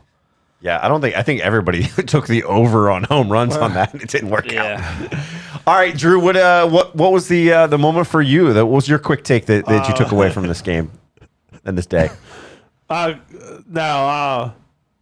The mic'd up part, like the You players being motherfucker. mic'd up. Yeah, I was gonna see how shit Stole yours? Goddamn right. He did. Oh, get the tissues out for yours then. That's pretty cool because that's one of those things where like, you can hear stuff like casual fans already talked about that anyway. So like that's that kind of thing. Like I mean, I don't foresee them really doing that necessarily. Like every ball game doing that. I mean, especially with like an Oriole game that wouldn't be in the spotlight so massive. Yeah, you get stuff like that. But doing it every year now for the All-Star game, maybe even start miking up the Derby guys. Even you know what I mean? Yeah. But even then, like some of these games that like a lot of people poo on like the Peacock games because not everyone has Peacock or Amazon. But maybe if like one or two games a month that are on those broadcast channels has situations where they're mic'd up players because it was just cool to like players were or more relaxed in the All-Star game, granted, but like guys show their personality. Like it just is like you learn more about these guys. You just everything in general. You can just wrap it all up. Like that's the cool little things that like you can get other fans like that aren't diehards hooked on. So let's talk about this for a minute because I think it's an interesting point. I think I was going to go off on it either way. So yes, I think to your point, right? The mic'd up thing is really cool. It is, and listening to these guys, it's like that pay-per-view access that we've been talking about that MLB could do, right? That would be really, really cool. You want to spice up the game, bring more fans around. Here's the thing: you got to be a realist, right? Like it's only viable in games that absolutely don't matter because technology is too easy to tap into. You want to talk about cheating and all that stuff. The other variable here is, too, and I was thinking about it, and I only thought about this because I had money on the line. So there is that aspect of it, too, right, where you have people that are betting money, sports betting on things like that it would draw an absolute outrage that if you've got somebody talking into somebody else's ear, a broadcaster talking into somebody else's ear or whatever at the time, and either influencing or like he makes a comment as he's getting ready to go into his windup and it affects a pitch or whatever. There's all these things and there's all these excuses that you could give as to why a pitch went down the middle instead of it being low and in because he was distracted by an earpiece. That's the only other element of it. So I just don't think that this will ever happen on a broader scale than something like this, like an all-star event. But they absolutely need to keep it for the all-star game, and I think they could include it even more in the home run derby. I agree. I think the thing for me, I loved the situation where you had Stanton and Judge. Appreciate it, Steve. Stanton and Judge mic'd up at the same time. Right? Because you're hearing the communication. These two guys don't get to talk on the field. They just kept going to those two all fucking night, man. Hey, look, it kept working. You see the two of them. They're able to communicate. They were talking about how normally when they're in the outfield, they're playing rock, paper, scissors. Fake teeth. They're like joking around, but they're miming each other. These are situations where these guys don't, when they're in the field like this, they don't get to talk to each other like this. And it got me thinking, like, when it comes to communication on the field, we've seen the development this year moving to the pitch comm system. Mm-hmm. The catcher could still have the button thing, but why couldn't the catcher also have an earpiece and the pitcher have a receiver, just like we watched Nestor Cortez do with Trevino and go, I want to go fastball up and yeah, like what are you thinking here? Right? Yeah, right. Like, why can't that be a communication? You don't need to necessarily. If the catcher wants to be mic'd up, sit there. What do you want? Like, what? Then that's fine. But I love that. Why can't they communicate to each other? I get that you can do that, but let the guys in the outfield. There's something there, right? Yeah. You could already mic it up. You could have the afterpiece be these guys mic'd up and then releasing and saying, hey, we're throwing together a video. And here's a video of these guys being mic'd up. We've seen that before in some games, but why not make it that extra thing? And it's really cool. I loved having these guys mic'd up. Now that he stole your moment, what's your backup moment? What's your 1B? So my 1B, my backup moment here, I've got to go with the whole first series and first at bat. Clayton Kershaw on the mound. Shohei. He's had Shohei's number. Mm-hmm. And first thing that they say when he goes to Ohtani is first pitch, first swing, first hit. What does he do? He does that, and then he proceeds to get picked off by Clayton Kershaw. That was funny. And it was hilarious because Clayton Kershaw was laughing. Yeah. He was so laughing about this. And it's those type of situations that it's just like, okay, that's baseball. Like Shohei wasn't going anywhere. His gloves were in his back pocket. He was just hanging out. He was like, "Oh shit, this guy's actually picking me off." Well, he literally saw that Clayton was starting his motion, so he took a lean, and Clayton just went bang and got him. And so it's two top names in the game that they get to play each other, but it's not a division rival or anything. It's both there in California, so you've got the home fans going crazy. Half of them are cheering, half of them are booing. Like, you get that dichotomy, which I thought was just really interesting, really cool to see between a guy that's well-respected, Cy Young winning pitcher, going against the guy that we're saying is probably, if he continues on the path that he was on last year, that somewhat of the path that he's been on this year, we're talking about the greatest double-sided player to ever play the game next to Babe Ruth. Yeah, I think that's without question. Right. Well, and that's what I'm saying. Like, the dichotomy of that situation is just pretty cool to me. So that's my backup moment, but I got to say that's I thought it was pretty. Another pretty thing funny. I learned about this game was I don't hate every Yankee. I ended up really, by the end of this game, I ended up really liking Trevino because I liked his appreciation for the game, his appreciation for the moment. You mean when he got to the plate was like, I can't believe I'm in the All-Star game. Like, this is how fucking cool is this? That's the exact thought I would have if I were in that situation. Like, holy shit, I am in a fucking All-Star game. And you saw that. It was real life for these guys. They're not robots. They're human beings, right? And then him... That would have happened whether he was mic'd up or not. Exactly. And then him congratulating guys as they come up, knowing who these players were, knowing it was their first All-Star appearance. Yep. Again, it was just something I grew more of a respect for this kid because I didn't know a whole lot about him. And you know me, I can't stand my Yankees, but this is a guy that A lot of I have respect for a little bit of catcher. respect. Yeah, a lot of respect for a catcher, of course. But then, man. you know, one of the other moments in this game that kind of threw me off guard because I had no idea, and I don't think any of us knew, was the stand up to cancer moment. And you know, they're panning this. Obviously, I lost my father due to cancer, so this always gets me a little bit. And you know, they're panning through, and I'm always reading, you know, mom and dad and this guy and that girl and this thing, and they get to Manny, and Manny has 3 names, and at the top of that list is Wayne Kirby. I'm like, wait a minute, I had no idea Wayne Kirby had or has cancer. And then they keep panning, and Pete Alonso has Wayne Kirby, who's current first base coach exactly for the Mets. But then his daughter later on Twitter confirmed. Credit to Drew for sending this to us, too. Yeah, his daughter later confirmed on Twitter that it's a special moment at the All-Star game today. My dad had surgery to remove cancer that they found just before the season began. Tonight, some of baseball best honored him, including Manny Machado and Pete Alonso. So just confirming that he did or does have cancer. I guess I don't know if it's in remission and all that, how far along it is, that kind of thing. And well wishes to Wayne Kirby. I always loved Wayne Kirby. The banter that him and fucking Adam Jones always had, you know, back and forth. And I all loved the videos they did when he was here in Baltimore of him with the food, like he always made me hungry every time they would be on something that and different stations would have him on. So. It's funny because it was a few days prior to the All-Star game. The Mets were on national TV. I don't remember who they were playing. I was watching the game.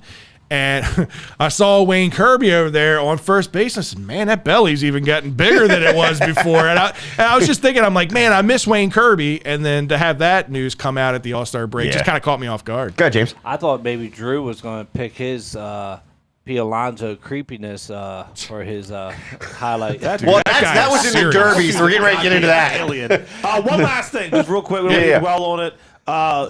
A guy, someone in this room. Not that I like the guy in any way, shape, or form, but The guy in the room or the guy? a guy in this. Someone in this room said this guy shouldn't even be starting for the All-Star team. Goes out and wins the MVP. That's a little bit funny. And Mike's Giancarlo Stanton, a little bit funny. Yeah. I don't think he should have been a starter. Well, But hey, you got the MVP. There were a lot of guys when you looked at the statistics in this game. There are a lot of guys in this All-Star game that shouldn't have been in the All-Star game. Well, here's the thing. Ken Rosenthal made the statement that there was 80-plus guys named to this All-Star team. There's 850 players in MLB. So 10%. 10%. He's like, why don't we just give a participation trophy to everybody? He tweeted that out because it was literally like, I mean, he's kind of right. right. Like if you're going to give to 1 out of every 10 players, I mean, it's 2 players on every team. But then why don't we just say, okay, there's 2 players from every team then? Yeah. Like It comes into that whole thing of like every team has to have a participant. I think that needs to go out the window. It's not even that though. It's the fan popularity fucking contest. I know, but I'm saying that ruins it. It's multiple facets. It's not just that. It's that on top of every team has to have a representative when not every team deserves a representative in it. There's a lot of things they could do to cut down on that and make it actual all-stars. I think. Go ahead, James. Or, just for fun, they can play 2 All-Star games.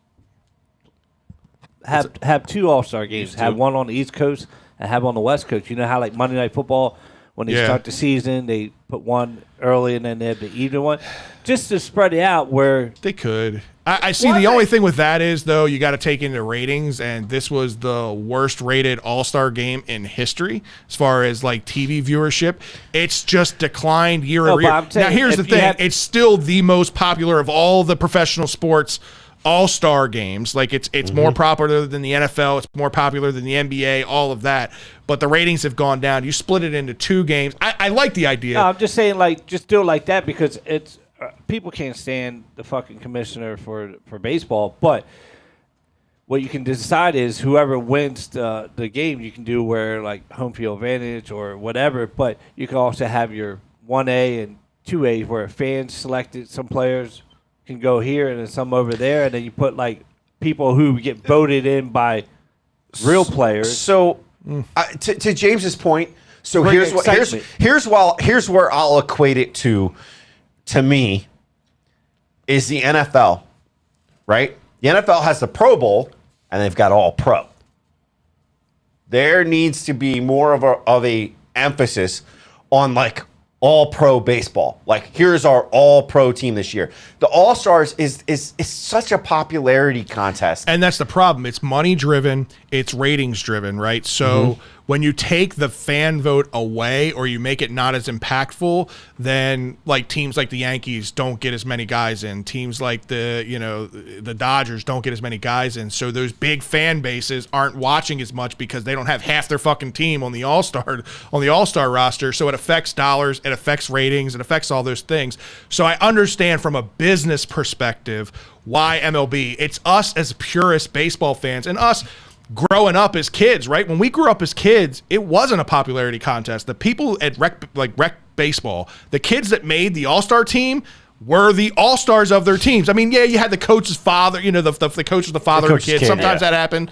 But yeah, I mean, most of the time it was the best players on the teams that made it. But not to just get off the topic, but maybe even if we had two, you have the pros, like the league votes on these players that go. Yeah. But the second one, maybe you just throw out there, you have some of the voters that the fans vote in, but also maybe you just bring up the top prospects from the minors from like 4A. I mean, 3A. Well, that's kind of what they do with the futures game. 3A, and just bring them up to the All-Star game and let them get introduced to the world like that.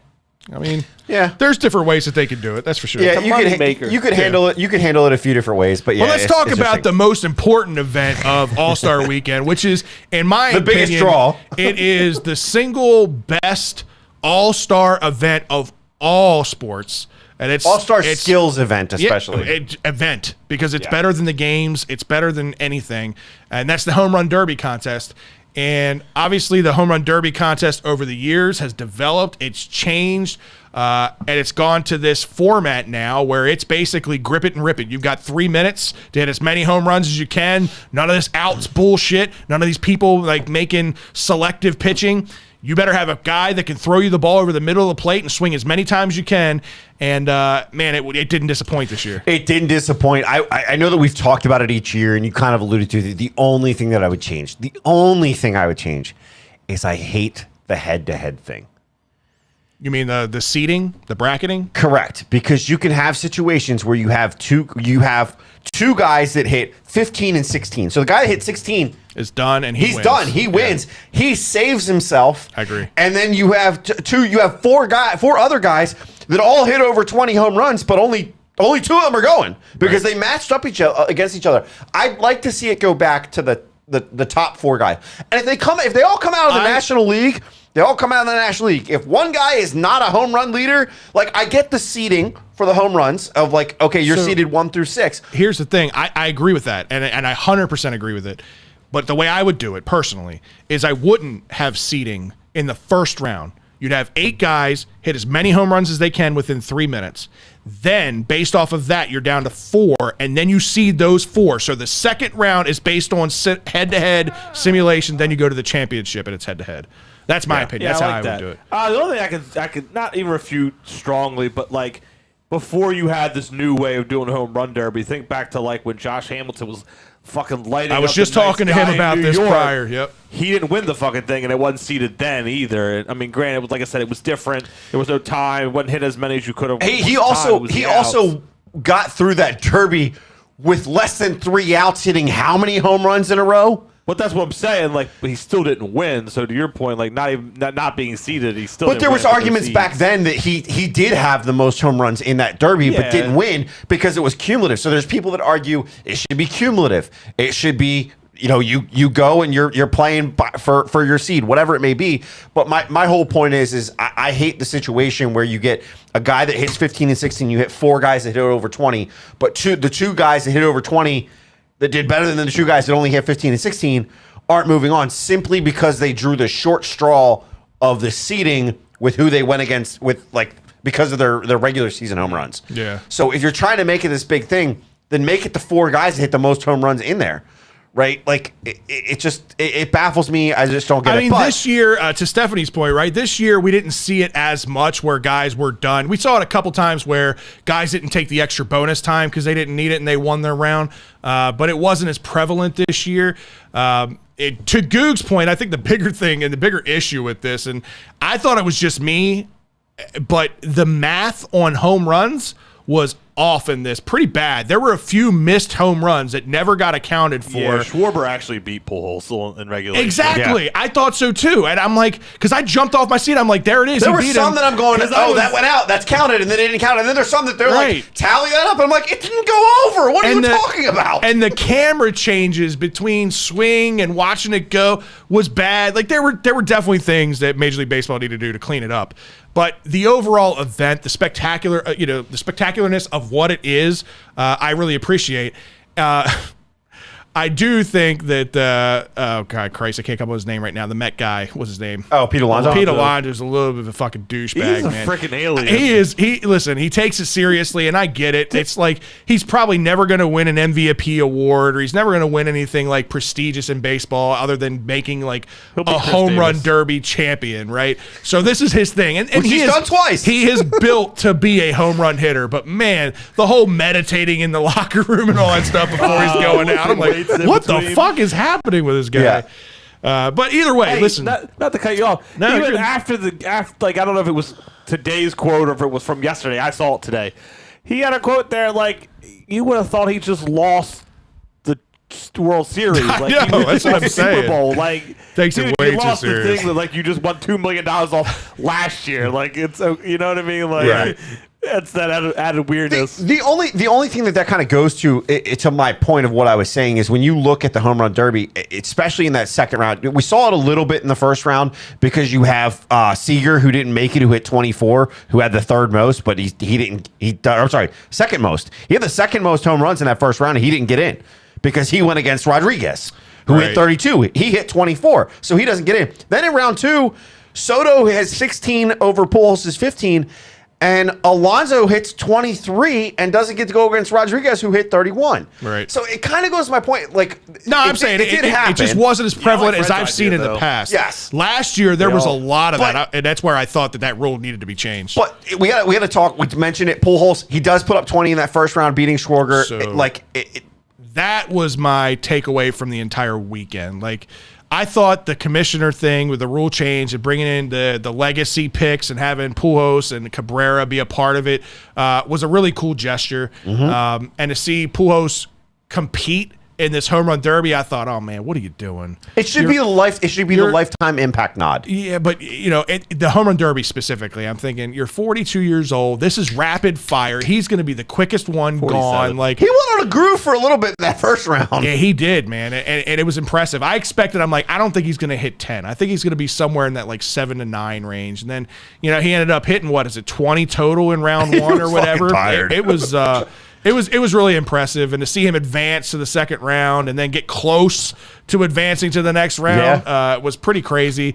But either way, it was a cool moment to see him, and then to watch all of the players, give him that send off. Oh, and they all thought it was done in the first round because they went over to the first round. Like, yeah, again, and I think somebody interviewed, I don't remember who it was, but they talked about like his impact on baseball as a whole. Yeah. And you think through, because he's been around for a long time. He was through like the steroid era, the very end of the steroid era. And he, so far from what we all know and what we've all heard through testing and all that stuff, has never tested positive for anything like that.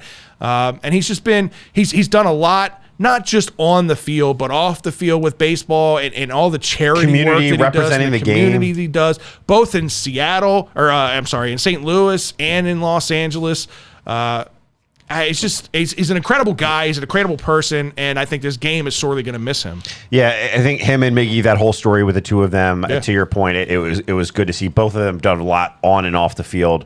I think the other thing that we got to talk about, can we talk about Julio Rodriguez for a minute? Listen, when we were making our picks, so for you guys out there, we did a group text message and saying, hey, give me your pick as to who your home run derby is going to be. And this isn't me like trying to jump on the train later.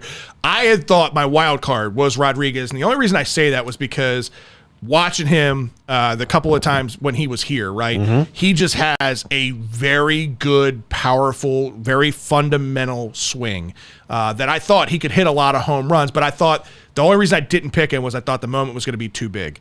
Yeah. I thought, he's a rookie. This is his first, first derby. Yeah, he's in front of everybody. There's national TV, but then there's national TV, right? This is national TV, and a guy that plays in Seattle, right? I thought the moment would be a little bit too big for him, but it was. 81 total, takes out Seager 32-24 in the first round, then cripples Alonso 31-23. And I loved it. I think it was in the first round when he really got on a tear. When they panned to Griffey, man. Yeah.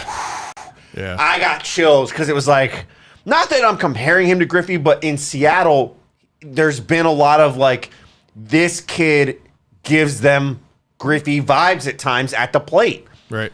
Because he does have a sweet swing. He does have this uncanny power. He's a very good outfielder. And he's a very good outfielder. So to see all that, it was crazy. But the telecast kept giving credit. And I was sitting there watching it going, thinking the same thing. And then they said it, and I was like, oh.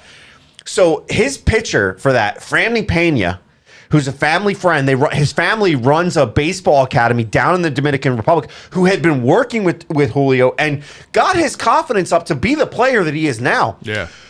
But you watched him pitch, and they said it. He wasn't like full wind up. He was just throwing darts. Right. And that's why he did so well. The ball every time was coming in almost at the same exact spot. I was talking to a friend of mine about this same thing because we've seen over the years, right, where a lot of guys will bring, for obviously nostalgia purposes and because it's their dad, they'll bring their father out as a pitcher and all that Father, stuff. brother. Robinson Cano did it for a couple of years there, and it worked out for him, right?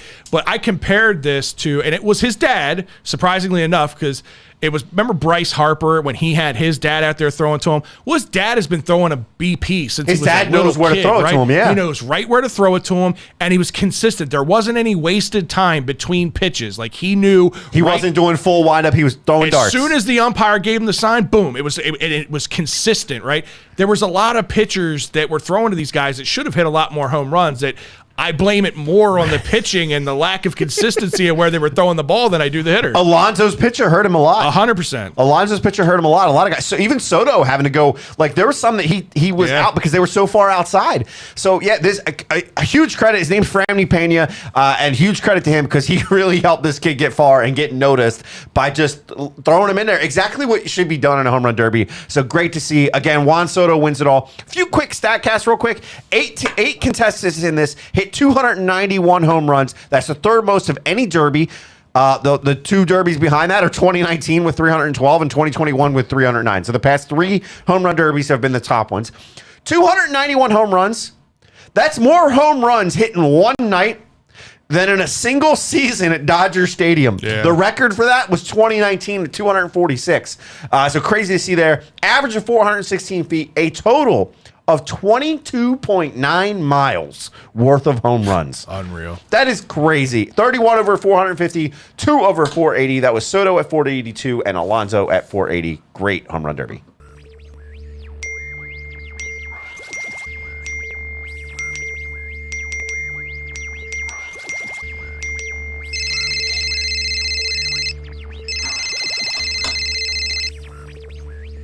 All right, James, it's time for a social media shout out, man. Who's been in the chat room? Who's chatting it up? I saw it moving quite a bit earlier. It was going. It's moving. It's a little short tonight, I guess, because of it's Wednesday, but we have a good list. And I know we got a lot of Ravens fans that anticipate the Ravens on a kickoff, but we're talking Orioles first. We're talking Orioles, but the first was Dave Mitzler. We haven't seen you in a while. Thank you for being Appreciate you stopping by, Dave. Appreciate it, buddy. Chuck Summer was second. Steve Moore. Garnett West chimed in. He gave a lot of shout-outs to the Orioles, saying, hoping they could do exactly what Atlanta did last year. So right. He was giving the love to that. Steven, Scott, Joe Carlozo was in there. Jacob, Ahmed, John Googs, as always, been chatting up a lot in here. He hasn't came at me at all tonight, so I'm surprised. He's going after Buster and Soto. But Nick Short chimed in, and Stephanie Swords was our last one that joined in, so everybody's chatting it up. Any comments or questions out there? Yeah, I got some pinned. Yeah, let's go. So it'll be good. So Scott said, everyone talking about JK. how is Gus looking? We're going to answer that in a couple of minutes, so we'll save that one as we get ready to talk about Ravens. Chuck Summers said, are the Orioles buyers, sellers, investors between now and the trade deadline? I still believe that they're sellers, but it's not what you would have anticipated at the beginning of the year. I think it's selling for the right value. You know what I mean? They're not going to sell to sell. They're not going to sell to move. But if somebody comes around and blows them away with prospects, I think they will. I don't think they buy. Which is where I'd lean towards the idea that you just said, Drew, was in investors. Chuck came up with that word. I loved it. We were having a little conversation about it. That's actually a pretty good word. Thing. Like, it's like going out and trading certain assets for like Pablo Lopez or Castillo in Cincinnati. Things that can help you now and the pitchers future. that can help now, and not necessarily something you're going to sit there and throw Gunnar Henderson or the likes at. But with the addition of Holiday, somebody like Westberg is a big name that would be a big draw in something like that. Yeah. But even then, like, even anything can happen. It's kind of like when you trade in fantasy football. Like you send a guy, you send somebody a trade, and like, oh my, holy shit, they accepted that. Like it could be like a team. You must have traded with somebody at a funeral. The Reds could have just point. They could just be like, I just need something. Right. Here's Castillo, and you get a Manny Machado level deal type of thing. I'm not saying that would happen, but stuff like Chuck said, I think investment is that kind of thing. And you could be selling off guys like Mancini and Santander, and that could still happen. But then you could do these other moves that it's strengthening still for the future. And that's kind of what I was getting at, and I think that's what you and Chuck are getting at. Is it's a return? You're getting on a return on your current investment to get an investment in another player. So it's a buyer and a seller at the same time. So it's kind of that happy medium, if you will, that we're invested in what we're doing, but we're also going forward. James, what else we got? I put it up there so you guys can see. Oh, Adit says, which prospects are untouchable in a trade? I think Grayson, DL, Henderson, Holiday, Cowser, and maybe Mayo or Kjerstad, depending on the guy. So I agree 100% with your list. The only ones of that list that I'd be potentially willing to move if the deal was right would be Cowser, Mayo, and Kjerstad. Those would be the three guys that I'd be willing to entertain. Sure about that? I'm surprised at him for that answer. As much as I love Mayo, you all know how high I am on this kid. Mullins around here. Right? And listen, with the power that we had, what I really liked about Mayo was, I told you earlier, the one thing that this system lacks is big power, right? Outside of Ryan Mountcastle, beyond that, there wasn't a whole lot of big power bats. Mayo is that next big power bat, but we just added a few guys that have Stowers, maybe. I think he's more of like a 25-30 guy. I'm talking big power bats. I think 35 or more is where Mayo ends up being.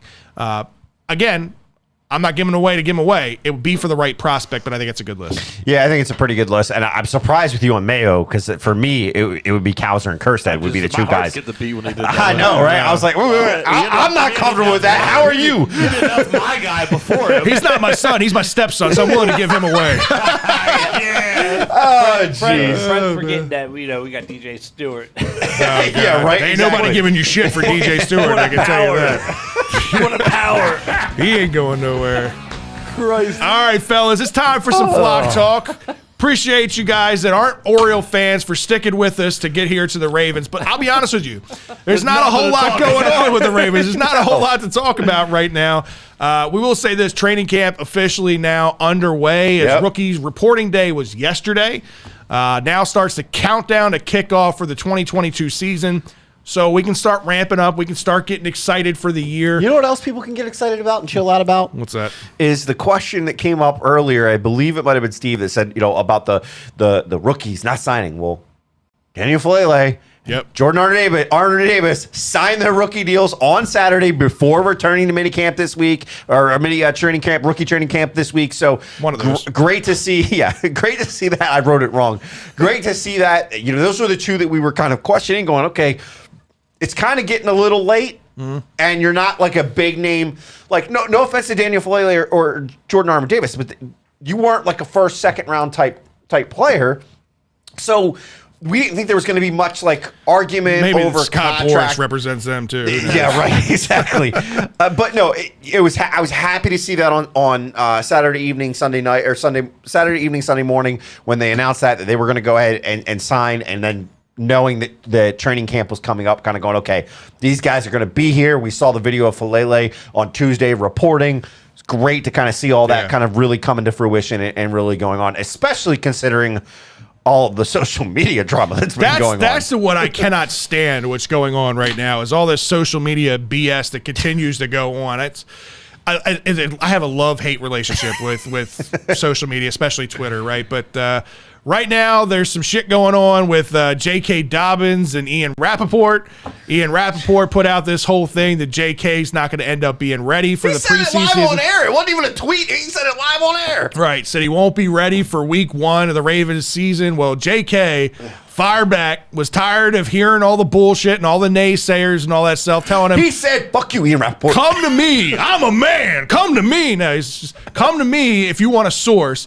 I'm going to tell you I'm going to be ready for week 1, which for Ravens fans is a positive thing because here's the thing. JK isn't a big social media presence. He isn't a guy that puts all his stuff out there. You know, in this day and age, you see all these workout videos and you see Lamar throwing to his receivers and all that stuff. And, you know, a lot of guys buy into that and then some guys just don't. Some guys are just workers. They put work in behind the scenes. But I think fan base gets you mean like LJ did from camp. Right, exactly. So here's the thing, though. You know, there's just some guys that are grinders. Some guys that are just workers, right? And JK is one of those guys. JK has been through a multitude of things through his career, mainly through his college career, and this is his first big pro obstacle. And it's a nasty injury, right? It wasn't just an ACL. It was ACL, MCL, LCL. It was all the CLs. You know, it was a mess in his knee. So he's on pace, right? Obviously, it happened. They've been saying he's ahead of pace. It happened right at the end of the preseason. And I still think John Harbaugh's kicking himself in the ass for even having him in that game, which I also think is also a bitter point of talk for JK. I think that's still in the back of his mind, is I should have never even been in that fucking game to begin with, and this never would have happened. But nonetheless, to hear him come out and voice his opinion on his rehab and that he's going to be ready for week 1, I think can put some Raven fans' minds at ease a little bit, or fantasy owners over there in Drew, right? Yeah. Guys that just didn't know what to expect out of JK and when he was going to be ready. You know, the other thing that you're talking about here is you're talking, Ian Rappaport, when he did that interview, it wasn't just that the whole preseason in week 1 was the big story. If you actually did you go listen to it? Yeah. He makes the statement, it could be several weeks into the season before Ravens fans see J.K. Dobbins. Did you motherfucker! Did you see Pat McAfee give him shit when J.K. fired back? It was fantastic. It was awesome because I think Pat, as a player, understands and gets that like sometimes you don't know where the fuck these guys are getting their stories from, because you're sitting there going, motherfucker, I'm ahead of schedule. I'm catching balls. I'm running on the treadmill. I'm doing shit that people say I shouldn't be doing right now, and I'm doing it. I'm doing it comfortably without a problem. Right. Did you see the picture with him? With who? Rappaport, next to back. Chris Berman? Yeah, he's like a midget, dude. Oh yeah, He's a little super dude. short. Yeah. Yeah, but they have next to Chris Berman. It's totally like. Chris Berman's a huge like, dude. Yeah. Chris Berman's like a big 6'4", dude. isn't he? Yeah, he's a big guy. He's about my size. Yeah, so the whole thing. There's more to it than that. I think it was all that. It was the bitterness of last year that everybody was going. What? All of those guys, half of those guys got injured last year. We're all going, what the fuck are they out there? Yeah. Like hindsight is 20/20. They're trying to get reps in, and who knows? Maybe he wanted to get the reps in, and John said, "All right, I'll let you get some reps in." Whatever. We don't know. We're not privy to that information, and they're not going to share it if they don't want to. So we don't know the story. But what we do know is that the Ravens have reported JK is ahead. JK is saying he's ahead. Biting from anything serious happening. Shut the fuck up, Ian Rappaport. Ian Rappaport is a problem not as big of a problem as Jason La Canfora with incorrect information at times, but Rappaport never has any ramifications for being wrong. I'll say this, though. He stood his ground. After Pat McAfee gave him a bunch of shit, and he said, oh, JK just dunked on you, and just gave him all this shit. It was hilarious. He came back and said, listen, all respect to JK. He's like, but I trust this source. Like, this source is a viable source. Didn't say where he came from or who it was. Obviously, he's not going to give that information away. That's what gets me is, like, okay, I could give like Rappaport and the chef, like those two guys. Like I can give you, like you are the two. But fuck Buster Olney. No, definitely fuck Buster Olney. No, but like for that, like it's kind of like Woj in NBA. Mm. Like your track record is like I can stand by you on things, and I get not burning your source. No one's ever gonna burn their source, even the shittier guys that we don't like. They're not gonna burn their source, but at the same time, like you hide behind that anonymity easily, so you could have just made that up and not actually have source. Yeah. So like that's where we go. Like, look, you could be writing a story. Unfortunately, there's clickbait for a reason. So the pessimistic part of our fan base, if you want to think it's dire, you do that. I'm with what Fred. Exactly what you said. Hear from the horse's mouth. Yep. Yeah. Obviously, you could think too. Like a player's going to sugarcoat it. You might think it is going to sugarcoat it, but. If social media. You think you're healthy and you think you're going to give it a go, you think you're ready on week 1, it doesn't matter what Scott, Fred, Joe, and Timonium, it's also like it doesn't matter. To your point, though, too, right. It's combined with the fact that the Ravens, the organization has said he is ahead of schedule. Yeah. We expect him to be. I don't know if they said he's ahead of schedule. I think they said that he's on schedule. John Harbaugh before said that he was ahead of schedule from everything that they were learning. With JK? Okay. I might have missed that one. He said, I think the only player that they said that didn't say was ahead of schedule and more just on track was actually Marcus Peters. Yeah. Which is the one that we're going, his injury wasn't as bad as JK, but JK's on track better. So the other thing that Rappaport was trying to sell you on too, and that the validity of what's up, Don? Of his source was the fact that, listen, the Ravens went out and had a contingency plan. They signed Mike Davis. They went ahead and drafted the kid Batty, right? They drafted another option who has looked good in the rookie training camp thing. Picked Batty up the offense. I like him too. Yeah. But this isn't the Ravens saying that he's not going to be ready week 1. This is the Ravens saying, we don't want to be in a position like we were last year where we have to find fucking Joe Blow off of the goddamn bus stop around the corner or guys that haven't played much in the last 5 years, that's why right? I say it could easily be Rappaport creating his own narrative and hiding behind the source thing, because obviously he's not going to burn his source. Right. And you could just come up with that alone, but, well, look, they drafted a guy and brought in a guy. Like, no, it would have happened one way or the other. It's the same thing as, like, bringing in, a third and fourth guy when you just added 2 free agent running backs or something. Like, right. You're still going to have that depth because anything can happen. And now the Ravens know, like, you're the definition of anything can happen. You lost your fucking trio of running backs last year. 3. Yeah. You lost your whole gambit of running backs. Of course, the Ravens are going to be a little overprotective of that position this year, and rightfully so. And to that point, right? These guys are both coming back off injury. You don't know what happens. You don't know what can happen when they get back onto the field in heavier exercises where training camp, there's a little bit more competition, whatever. These guys are solidified, but it's for them, again, what I started to say earlier.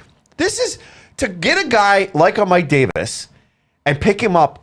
If you release him, it's pennies on the fucking dollar for them. Right. It is nothing for them to do that. It's an insurance policy. It's a cheap but good insurance policy to have. So, in the Batty situation, again, it's a rookie.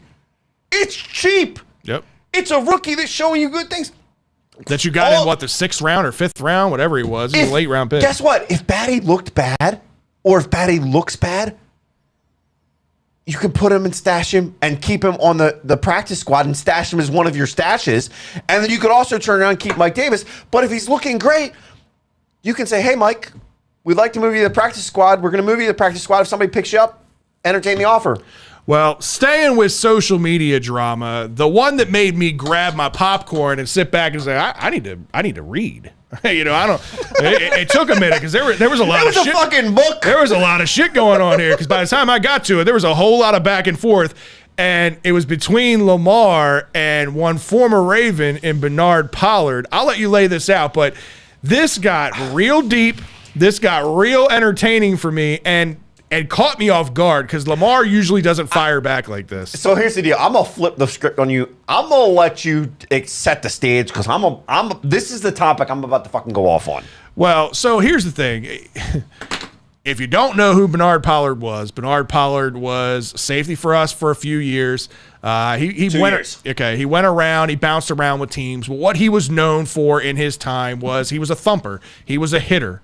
He was a box safety that, I mean, he laid some thunder, right? That's what his specialty was. He wasn't a great cover corner or anything like that, but he was a pretty fundamentally sound tackler in his time. And actually, the year that he was with the Ravens in 2012 when we won the Super Bowl, he led the team in tackles that year as a safety, right? 11 and 12.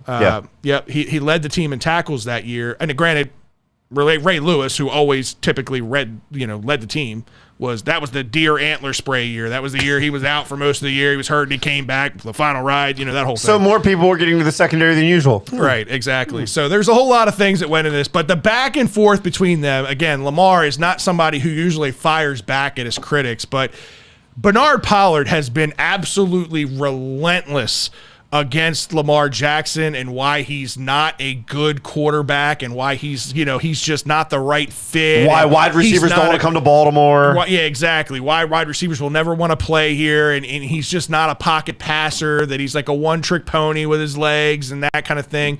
And Lamar has just kind of absorbed it for the last couple of years. But every time his name gets brought up by Bernard Pollard, I'm sure it's just eating away and eating away and eating away. Okay. And finally, Lamar Jackson fired back. My turn here. Good. This whole exchange was fucking ridiculous. Ridiculous. I am so on both ends or just on Bernard's? on Bernard, 100%. 100% on Bernard. Here's why. I'm so tired of former players coming out and I could do this against Lamar. I could do that against Lamar. Really? Because last time I checked, you're not in the NFL. You could get your ass in shape and come back and get out there if you want to prove something. Go ahead. He tried that last year. Remember, he said he was coming to the Chiefs. He's going to work out. And I don't think anybody actually gave him a chance to work out. Way to steal my thunder with that. It was something I didn't put in here. Oh, I didn't see but it. yeah, no, I didn't put it in here. I had it in the back because I didn't want you. I didn't know if anybody remembered that. Yeah. But you tried it. It didn't work, buddy. Guys like this get me the most. Because here's the deal. Dude, Bernard Pollard, you were a sound fundamental tackler. You were a par player at best when it came to the things that everybody cares about, especially at your position, buddy. Because you may have been a strong safety. You have 12 career interceptions. By the way, not even close to an elite level DB. Not even close. No. Okay? You had 10.5 career sacks. For a strong safety or DB, you're not even in the top 25 conversation. Honestly, I didn't even dig any further than 25, but I would venture to say you're probably not even in the top 50 career-wise. I am so tired of players coming out and saying this shit. You want to say something? Strap the fuck up and get back on the field. I'm so tired of it. You can't speak to anything about wide receivers. If you were a wide receiver, I might give you a fucking pass. Don't talk about wide receivers not coming to Baltimore because of how he plays when you were a fucking safety that was subpar and jumped around from teams because nobody wanted to give you a contract because you weren't the great that you think you were. You know why? Your best situation was credit to NFL chick on this who said, at LJ8 era, Lamar, Godson, don't argue with someone whose biggest moment on live TV was this. And it was that whole video of him doing the dance and the split when he was basically a stripper, like a right. female stripper in San Francisco. Like, dude, shut Twerking. the fuck great. up. You know hilarious. nothing about this. If you're brought on as an analyst, if you want to talk about DBs and safeties and how they need to wrap up and tackle, dude, I'm listening. But don't talk about wide receivers. Don't talk about quarterbacks and everything he's doing wrong because you are an elite level. If you were Ed Reed level and you were making those comments about quarterbacks, different story, bro. Different story. Because Ed Reed could read it. I saw a video somebody posted, he's not this guy. And it was the video of Ed Reed when he was in that top 100 where you had Bill Belichick saying best play he's ever seen was Ed Reed against Peyton Manning where he faked out Peyton Manning. I'm just so tired of former players. Calm your tits a little bit. Let's calm down. Take it down. Rub them, calm down a little. Yeah. Here's the thing, right? So Bernard Pollard, I respect him because he was a big part of that Super Bowl run. And I think without him, especially with some of the injuries and stuff that we had on that defense, I don't know if we win that Super Bowl. You could say that. You could say that about a lot of guys. Oh, if we remove this guy, I don't know if we win the Super Bowl. But he is in that realm. It wasn't like he was just there for the ride. Like he was a major contributor. He led the team in tackles, right? So I respect Bernard Pollard and what he did for the Ravens.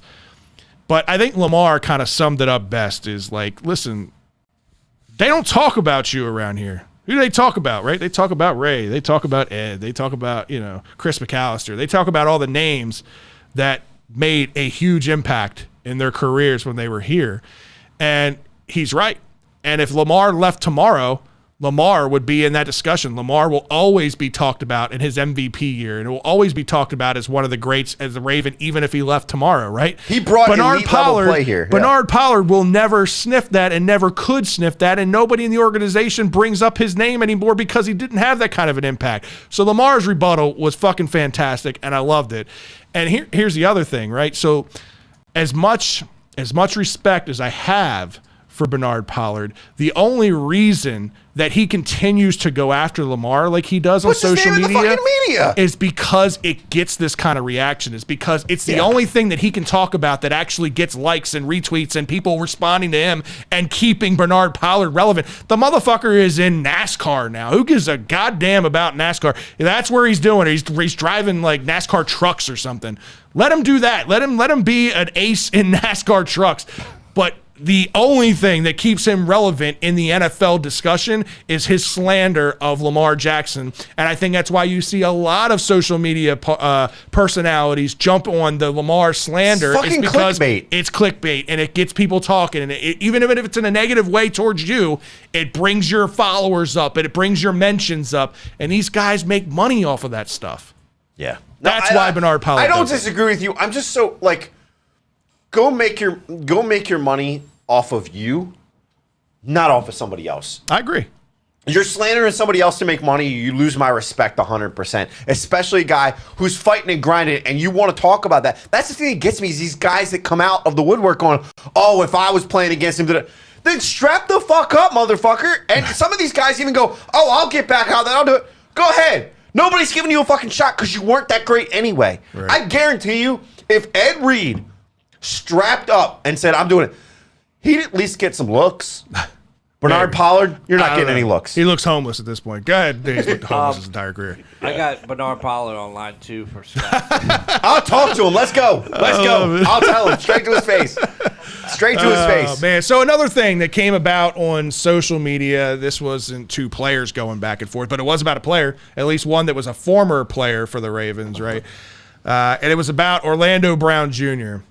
And what I gather out of this is how much of a genius Eric DaCosta looks like now for sending OBJ away when he did and getting the picks that he did, because all the bullshit that we heard out of Orlando Brown was, it ain't about money. It's about, my father and I having this path and having this plan and having this legacy, and I'm a left tackle and I want to be a left tackle and all these things.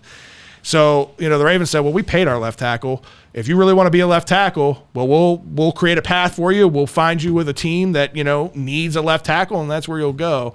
So they did that. And not only did they do that, but they sent him to an organization like the Chiefs, who are in the fucking contention for a Super Bowl every year, right? Who we're fighting against to try and be there. If you're Orlando Brown, you're like, damn, this is a win-win. Not only am I a left tackle, but I'm in the contention for a playoff position every single year. They didn't send me to the Texans. They didn't send me to the Browns. They didn't send me to somebody who's never going to be in the playoffs, right? They send me to Seattle, who's deconstructing everything. Exactly, right? So you're Orlando Brown. You're like, damn, I'm sitting pretty.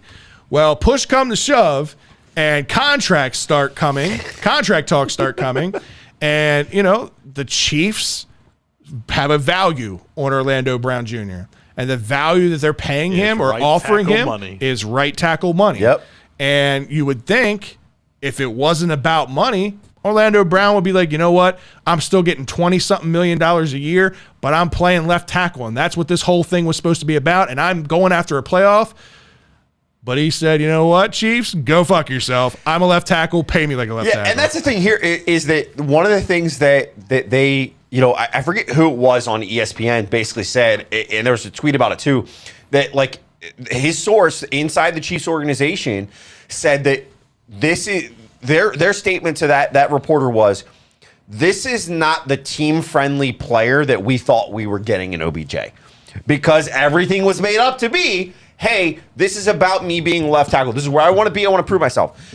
He's acting like he's done what he did at right tackle here As at left tackle for the Chiefs, and you didn't do it, dude. No. You didn't do it. So to your point, EDC looks like a fucking genius. Yep.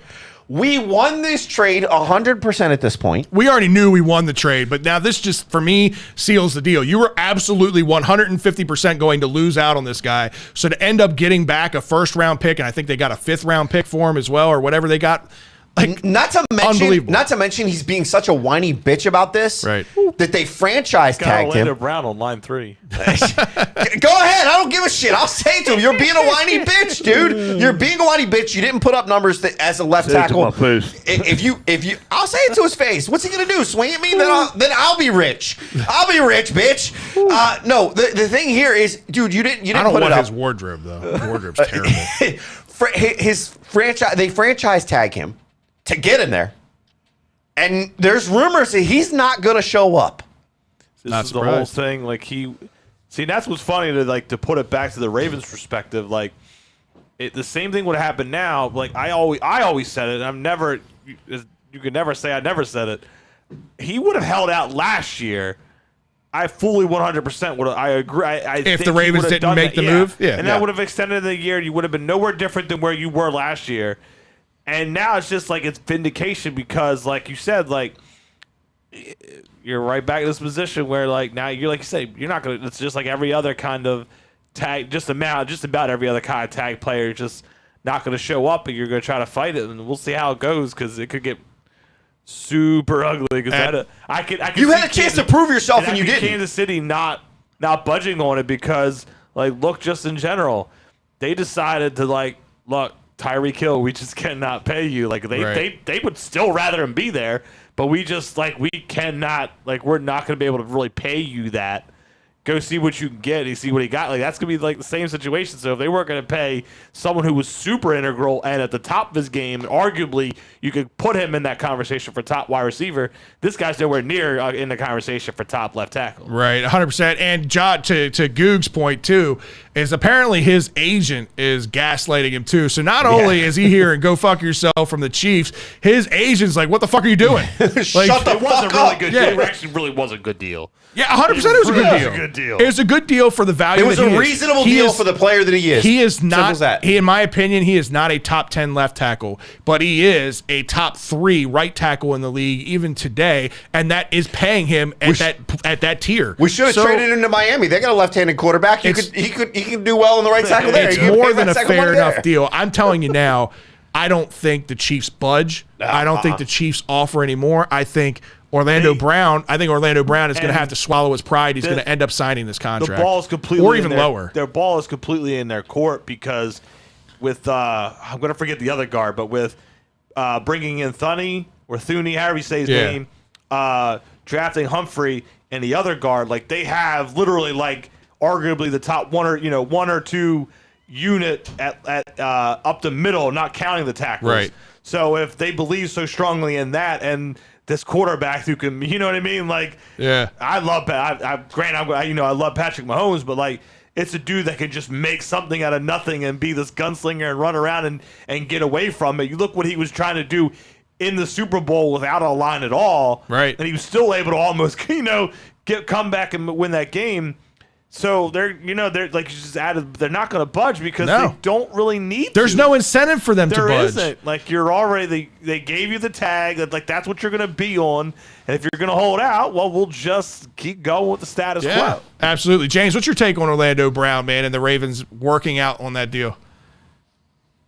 Like Drew talked about the most about he could hold out, and now they're just getting what we thought was going to happen, but I guess he wasn't too happy in Kansas City and protecting a Patrick Mahomes. Or maybe he just got tired of his brother too. You had to do less work and you still couldn't do it. I don't think this none of this comes down to Orlando Brown not being happy as a Raven, Orlando Brown not being happy as a Chief. I don't think it has anything to do with that. I think he was content in both cities that he's in. It come down to Ego, and it came down to money when he said it didn't. He wasn't a man of his word because he said that this was never about money, that this was always about him following in his father's footsteps. And what do we say? I mean, he put the advertising out there himself in his fucking touchdown celebrations when he would go get Lamar and easy money and all the bullshit that he did when he was here. You knew it was ultimately going to be about money. This just goes to show when push comes to shove, that's all it was. Yeah, no, it's not pretty. The one other thing I did want to bring up, because it had me going, dude, you should have never put that tweet out there. Marlon. Oh, there's a lot of things Marlon shouldn't put out in the world with his tweets. Especially his food takes are god awful. Terrible. Marlon is different, but dude, goof, man. You've been playing for us for how long? And he puts out the tweet of didn't know the Ravens were named after Edgar Allan Poe, and then like the mind blown. Dude, you just blew my fucking mind. Really? That's how little these guys do on research about their teams. Like Lamar Jackson, I'm sorry. But you never asked why our mascot's name is Poe? I know. And here's the thing. It's multiple things. Like Lamar Jackson didn't know who Bernard Pollard even was. Like at some point, I understand, like he's not talked about, but his name had to have gotten brought up somewhere in the Ravens. There's a poster somewhere. Something. There's got to be something you found across. You didn't know who he was at all. But they definitely have the team photos throughout. Right, exactly. Yeah, but he's not going. Right. And you would think Lamar is more of a historian about the game. Like he really respects the game. He's probably just that pissed off. Like that was like you I said do. earlier too when He it was all bitter. started.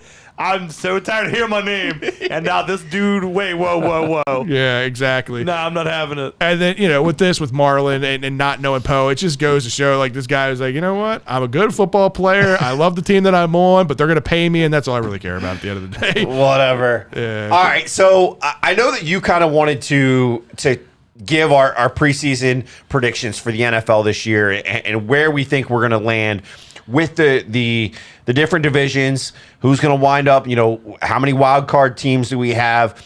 So what I think we do, we're going to let you sum up each division and pluses and minuses, things that come in and out, just quick synopsis.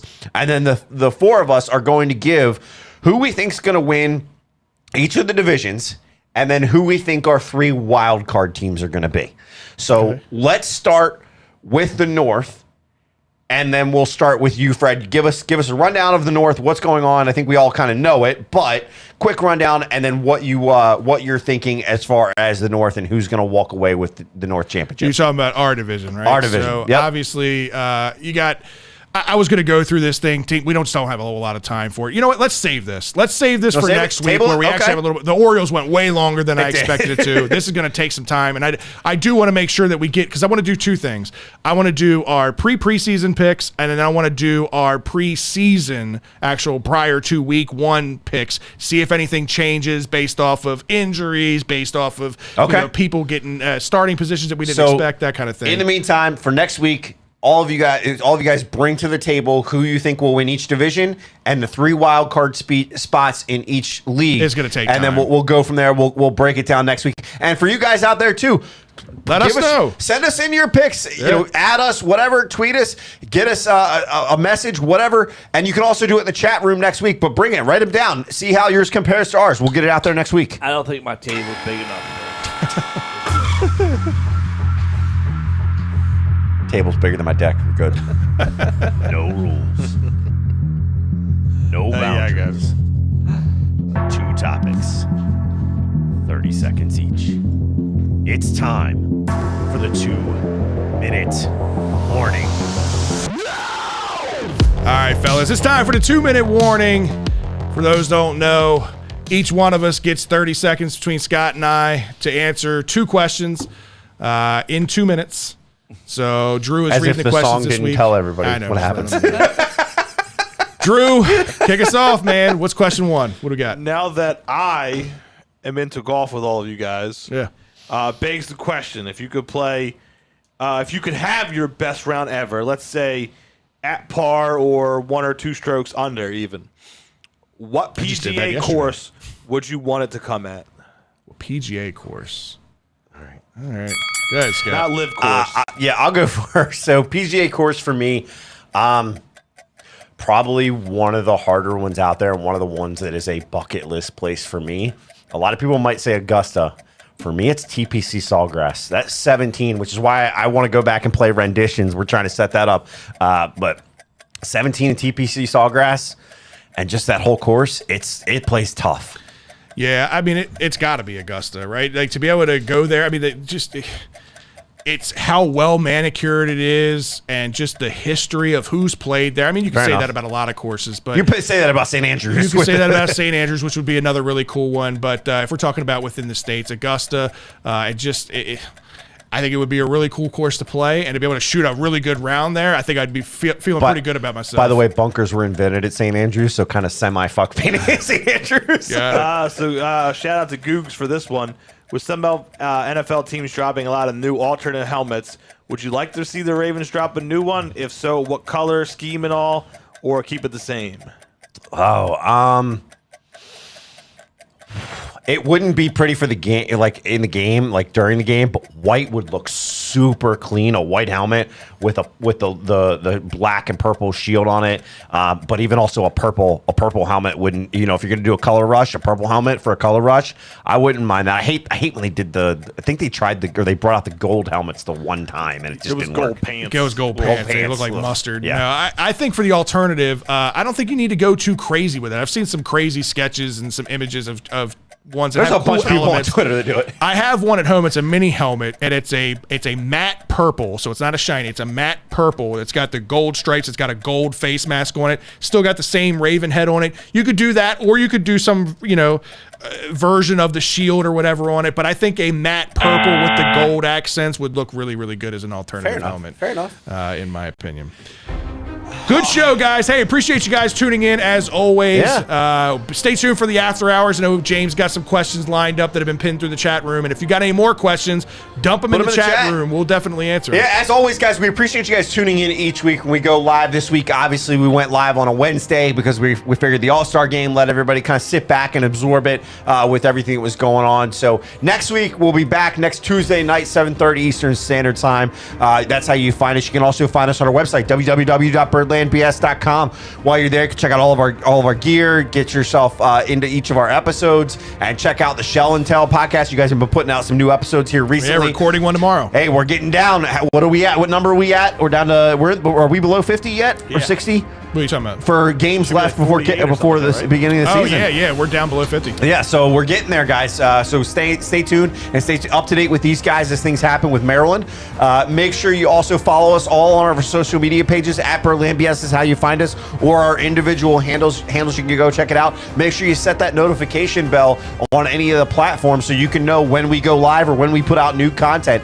We appreciate each of you guys when you also leave us the reviews on the audio version of the show, which is on any of the podcast platforms. So go check us out there, drop that review, help us be found, and help create even larger Birdland BS Nation. We appreciate all of you guys that are out there, and we'll see you guys next week. Stay tuned for the after hours. For Fred, myself, James, Drew, and the Terps BS Bird, who's at home and hasn't been here in a while, he'll get it back out here.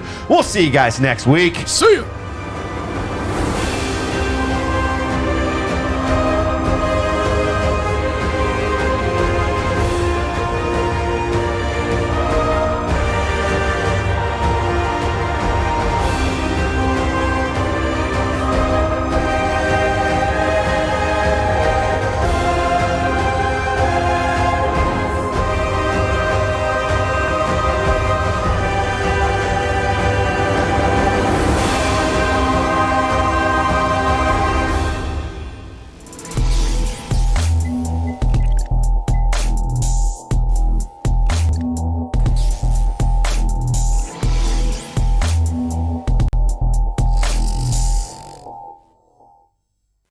It's time for the after party. Last call for alcohol. Yeah, man, I've gone through my alcohol. I'm going to need a third if I'm going to continue this. Go get one. I will. Been a good give you a show, shot, man. one of the two. Before I get up and address my alcohol situation, I do want to let you guys know, for you Terp fans out there, I know we haven't done a Shell and Tell episode in a while, or segment on this show in a while. Ryan's probably no longer going to be with the show. He might make it a guest appearance here and there. I haven't really said this publicly or anything. He's just got a lot going on with life and everything. So he's focused now is primarily with Shell and Tell. Okay. So we'll still do Terp segments when things are relevant and there's big news and that kind of thing. Once the season starts to ramp up, I'll pay attention to the Terps. We'll still get back to it. Don't worry. It's just a lot of the information becomes redundant when I'm doing it on here and doing it on Shell and Tell, that kind of thing. Especially when we've talked about this before, that we would really like the Terp segment when we do the Terps to be just a snippet and a preview of what you guys are doing over there at Shell and Tell, because you guys have been. Credit to you guys with Shell and Tell for a quick second. And we haven't talked about this on air, but you guys have done a lot with that. Your following has grown huge. Yeah. The Terps community being invited to different things just simply because of the start of this, and it has developed connections with different people in the organization, players. So credit to you guys, because I think you guys have really done a lot of the things that you and I have talked about with Birdland BS, but I think it's a little bit harder when you're dealing with the professional side of things, because as we determined, dealing with agents is a little bit of a pain in the ass versus dealing with the college guys who are trying to get their name out there anyway. Yep. So it's good that you guys have been able to do that. And I really respect for what you guys have done and what you've really built over there at Shell and Tell. I appreciate that. Yeah, things are going really good. You know me, the Birdland, Shell and Tell, whatever it is, it's never been about like notoriety or growing a fan base or any of that stuff. It's all just been about, because it's a fun hobby of mine. I get to hang out with my boys every week and put this together. It's crazy how much all of this, not just Shell and Tell, all of this stuff has grown over the last 5 years. Every couple of weeks I'll get a memory on Facebook that pops up of something that happened 3 years ago, something that happened 5 years ago. And I look back and I'm like, Jesus Christ, that's where we were at 3 years ago. Like, yikes. I watched some of those videos when it came up on mine too, and it's like, you did this 5 years ago. And I was like, shit, man. Yep. We were ghetto back then. Yeah. we didn't have no green screen. Yeah.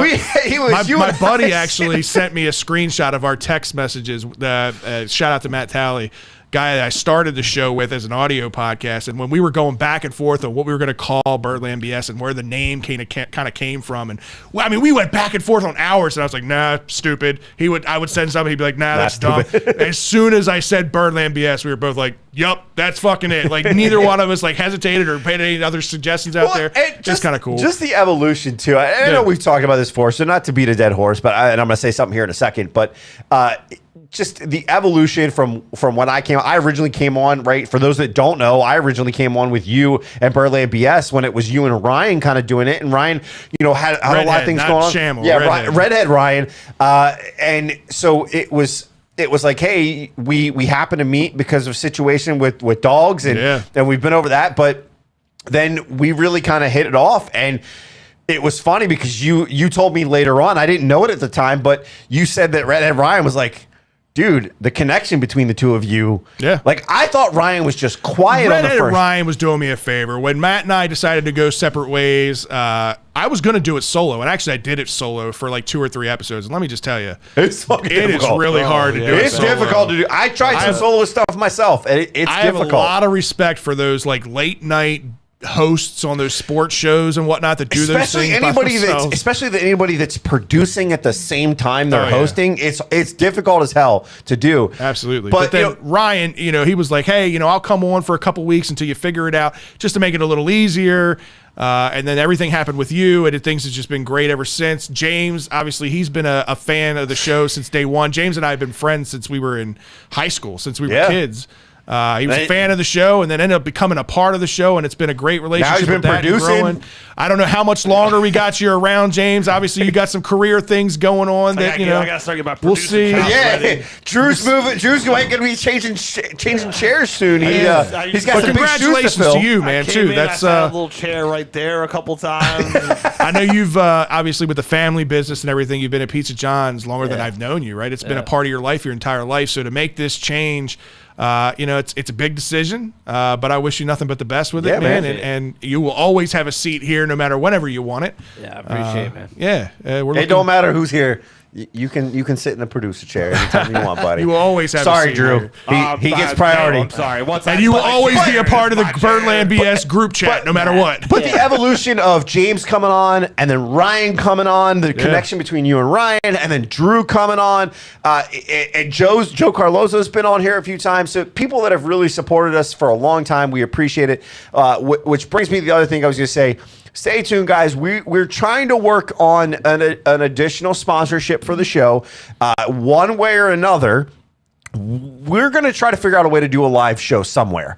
Depending The last one we did, man, it was episode 100. You guys we did one showed down out. We did one down at Pizza John's. James was kind enough to get that set up for us, man. It went great. I mean, the newer edition of Pizza John's was basically Packed full. all there for us. It was a really, really nice turnout.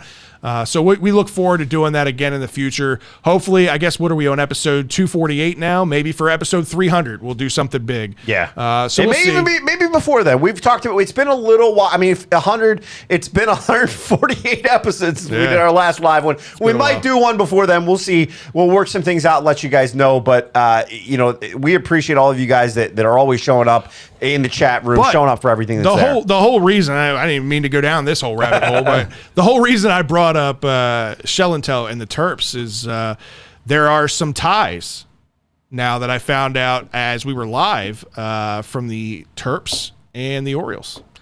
As the Orioles have signed first baseman Max Costas, who was a Terps undrafted guy. First baseman, went undrafted. I was kind of surprised, man. I was hoping he'd get one of the last few picks in the draft. Terps had a lot of guys go in this upcoming draft. Bubba Lean ended up going a little bit later than I thought he would go, but nonetheless, he's off to L.A. But Max Costas is going to stay close to home. Another first base. He was probably the highest projected player on last year's team at the time. Right. If he was going to go to the draft, he ended up sticking around for another year. He had a good year. Didn't do anything to increase his He didn't have value. a big jump like we thought he might into his senior year, but nonetheless, Still a solid player. Nonetheless, welcome to Birdland, Max. Man, it's cool to have a Terp. Yeah, man. Gotta check him out. He'll be at start out at Delmarva if things go well there. Yeah. We'll see him around the As corner Goog here. said, he's a Baltimore native too, man, so he doesn't have to go very far. Yeah, we'll see him around here in Aberdeen, hopefully soon. So good to see. James, before we kind of wrap up, I know that you had some things pinned. What do we got pinned as far as comments that came up through our last few segments there?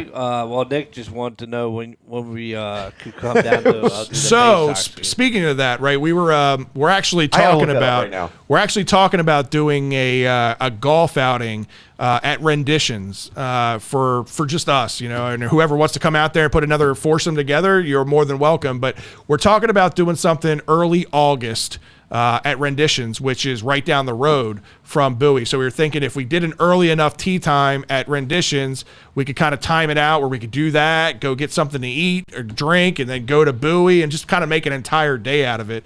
But that's still in the early talks. Like I'm telling you, like that happened like 20 minutes before we went live today. It was that kind of discussion. It was golf 2 hours ago. It was like golf 2 hours ago.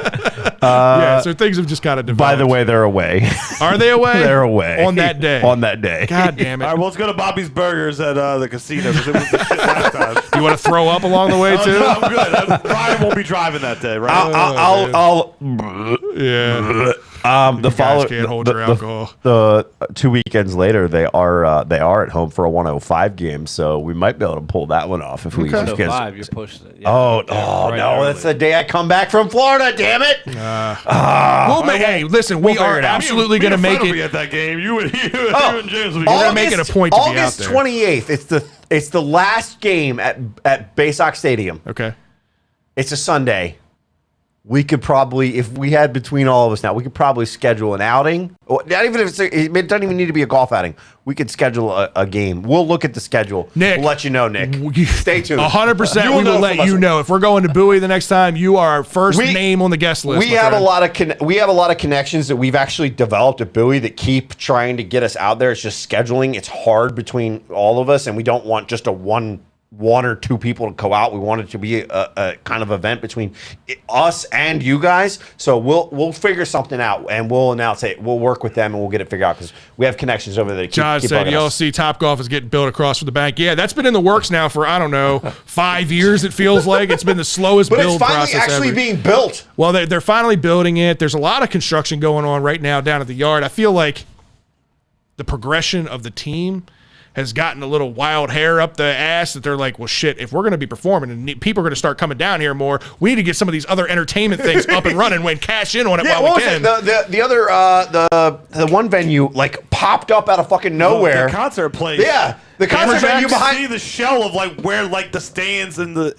like, where the seats will be. And, like you just said, like Topgolf should have already been built. And you see like this concert all of a sudden. The steel went up, the firehouse went down, game went down. Like, right. Did you see the picture? No. I'll have to take a look. I swore he sent it in the chat or something. There was a picture of it, and it was like they had the steel erected for this concert venue. It was starting to come together quick. You saw the rubble there from them tearing down the other building. Like, to your point, there's a hair up their asses to go, let's go. To Ryan's point in the chat room, you can blame BG&E. There was a lot of controversy back and forth with Topgolf and BG&E because BG&E had aerial lines and all this shit, or something was going on down there that BG&E didn't want a building there. It took them forever to get that settled. Finally, it's going up, but hopefully it'll be done soon. They say fall. I'm going to say probably the new Dick's Sporting Goods up here is going to be done before that. Very well could be possible. Very true. All right, guys, we will be back next Tuesday night, as Scott says, 7:30 as always. We'll see you guys. See ya.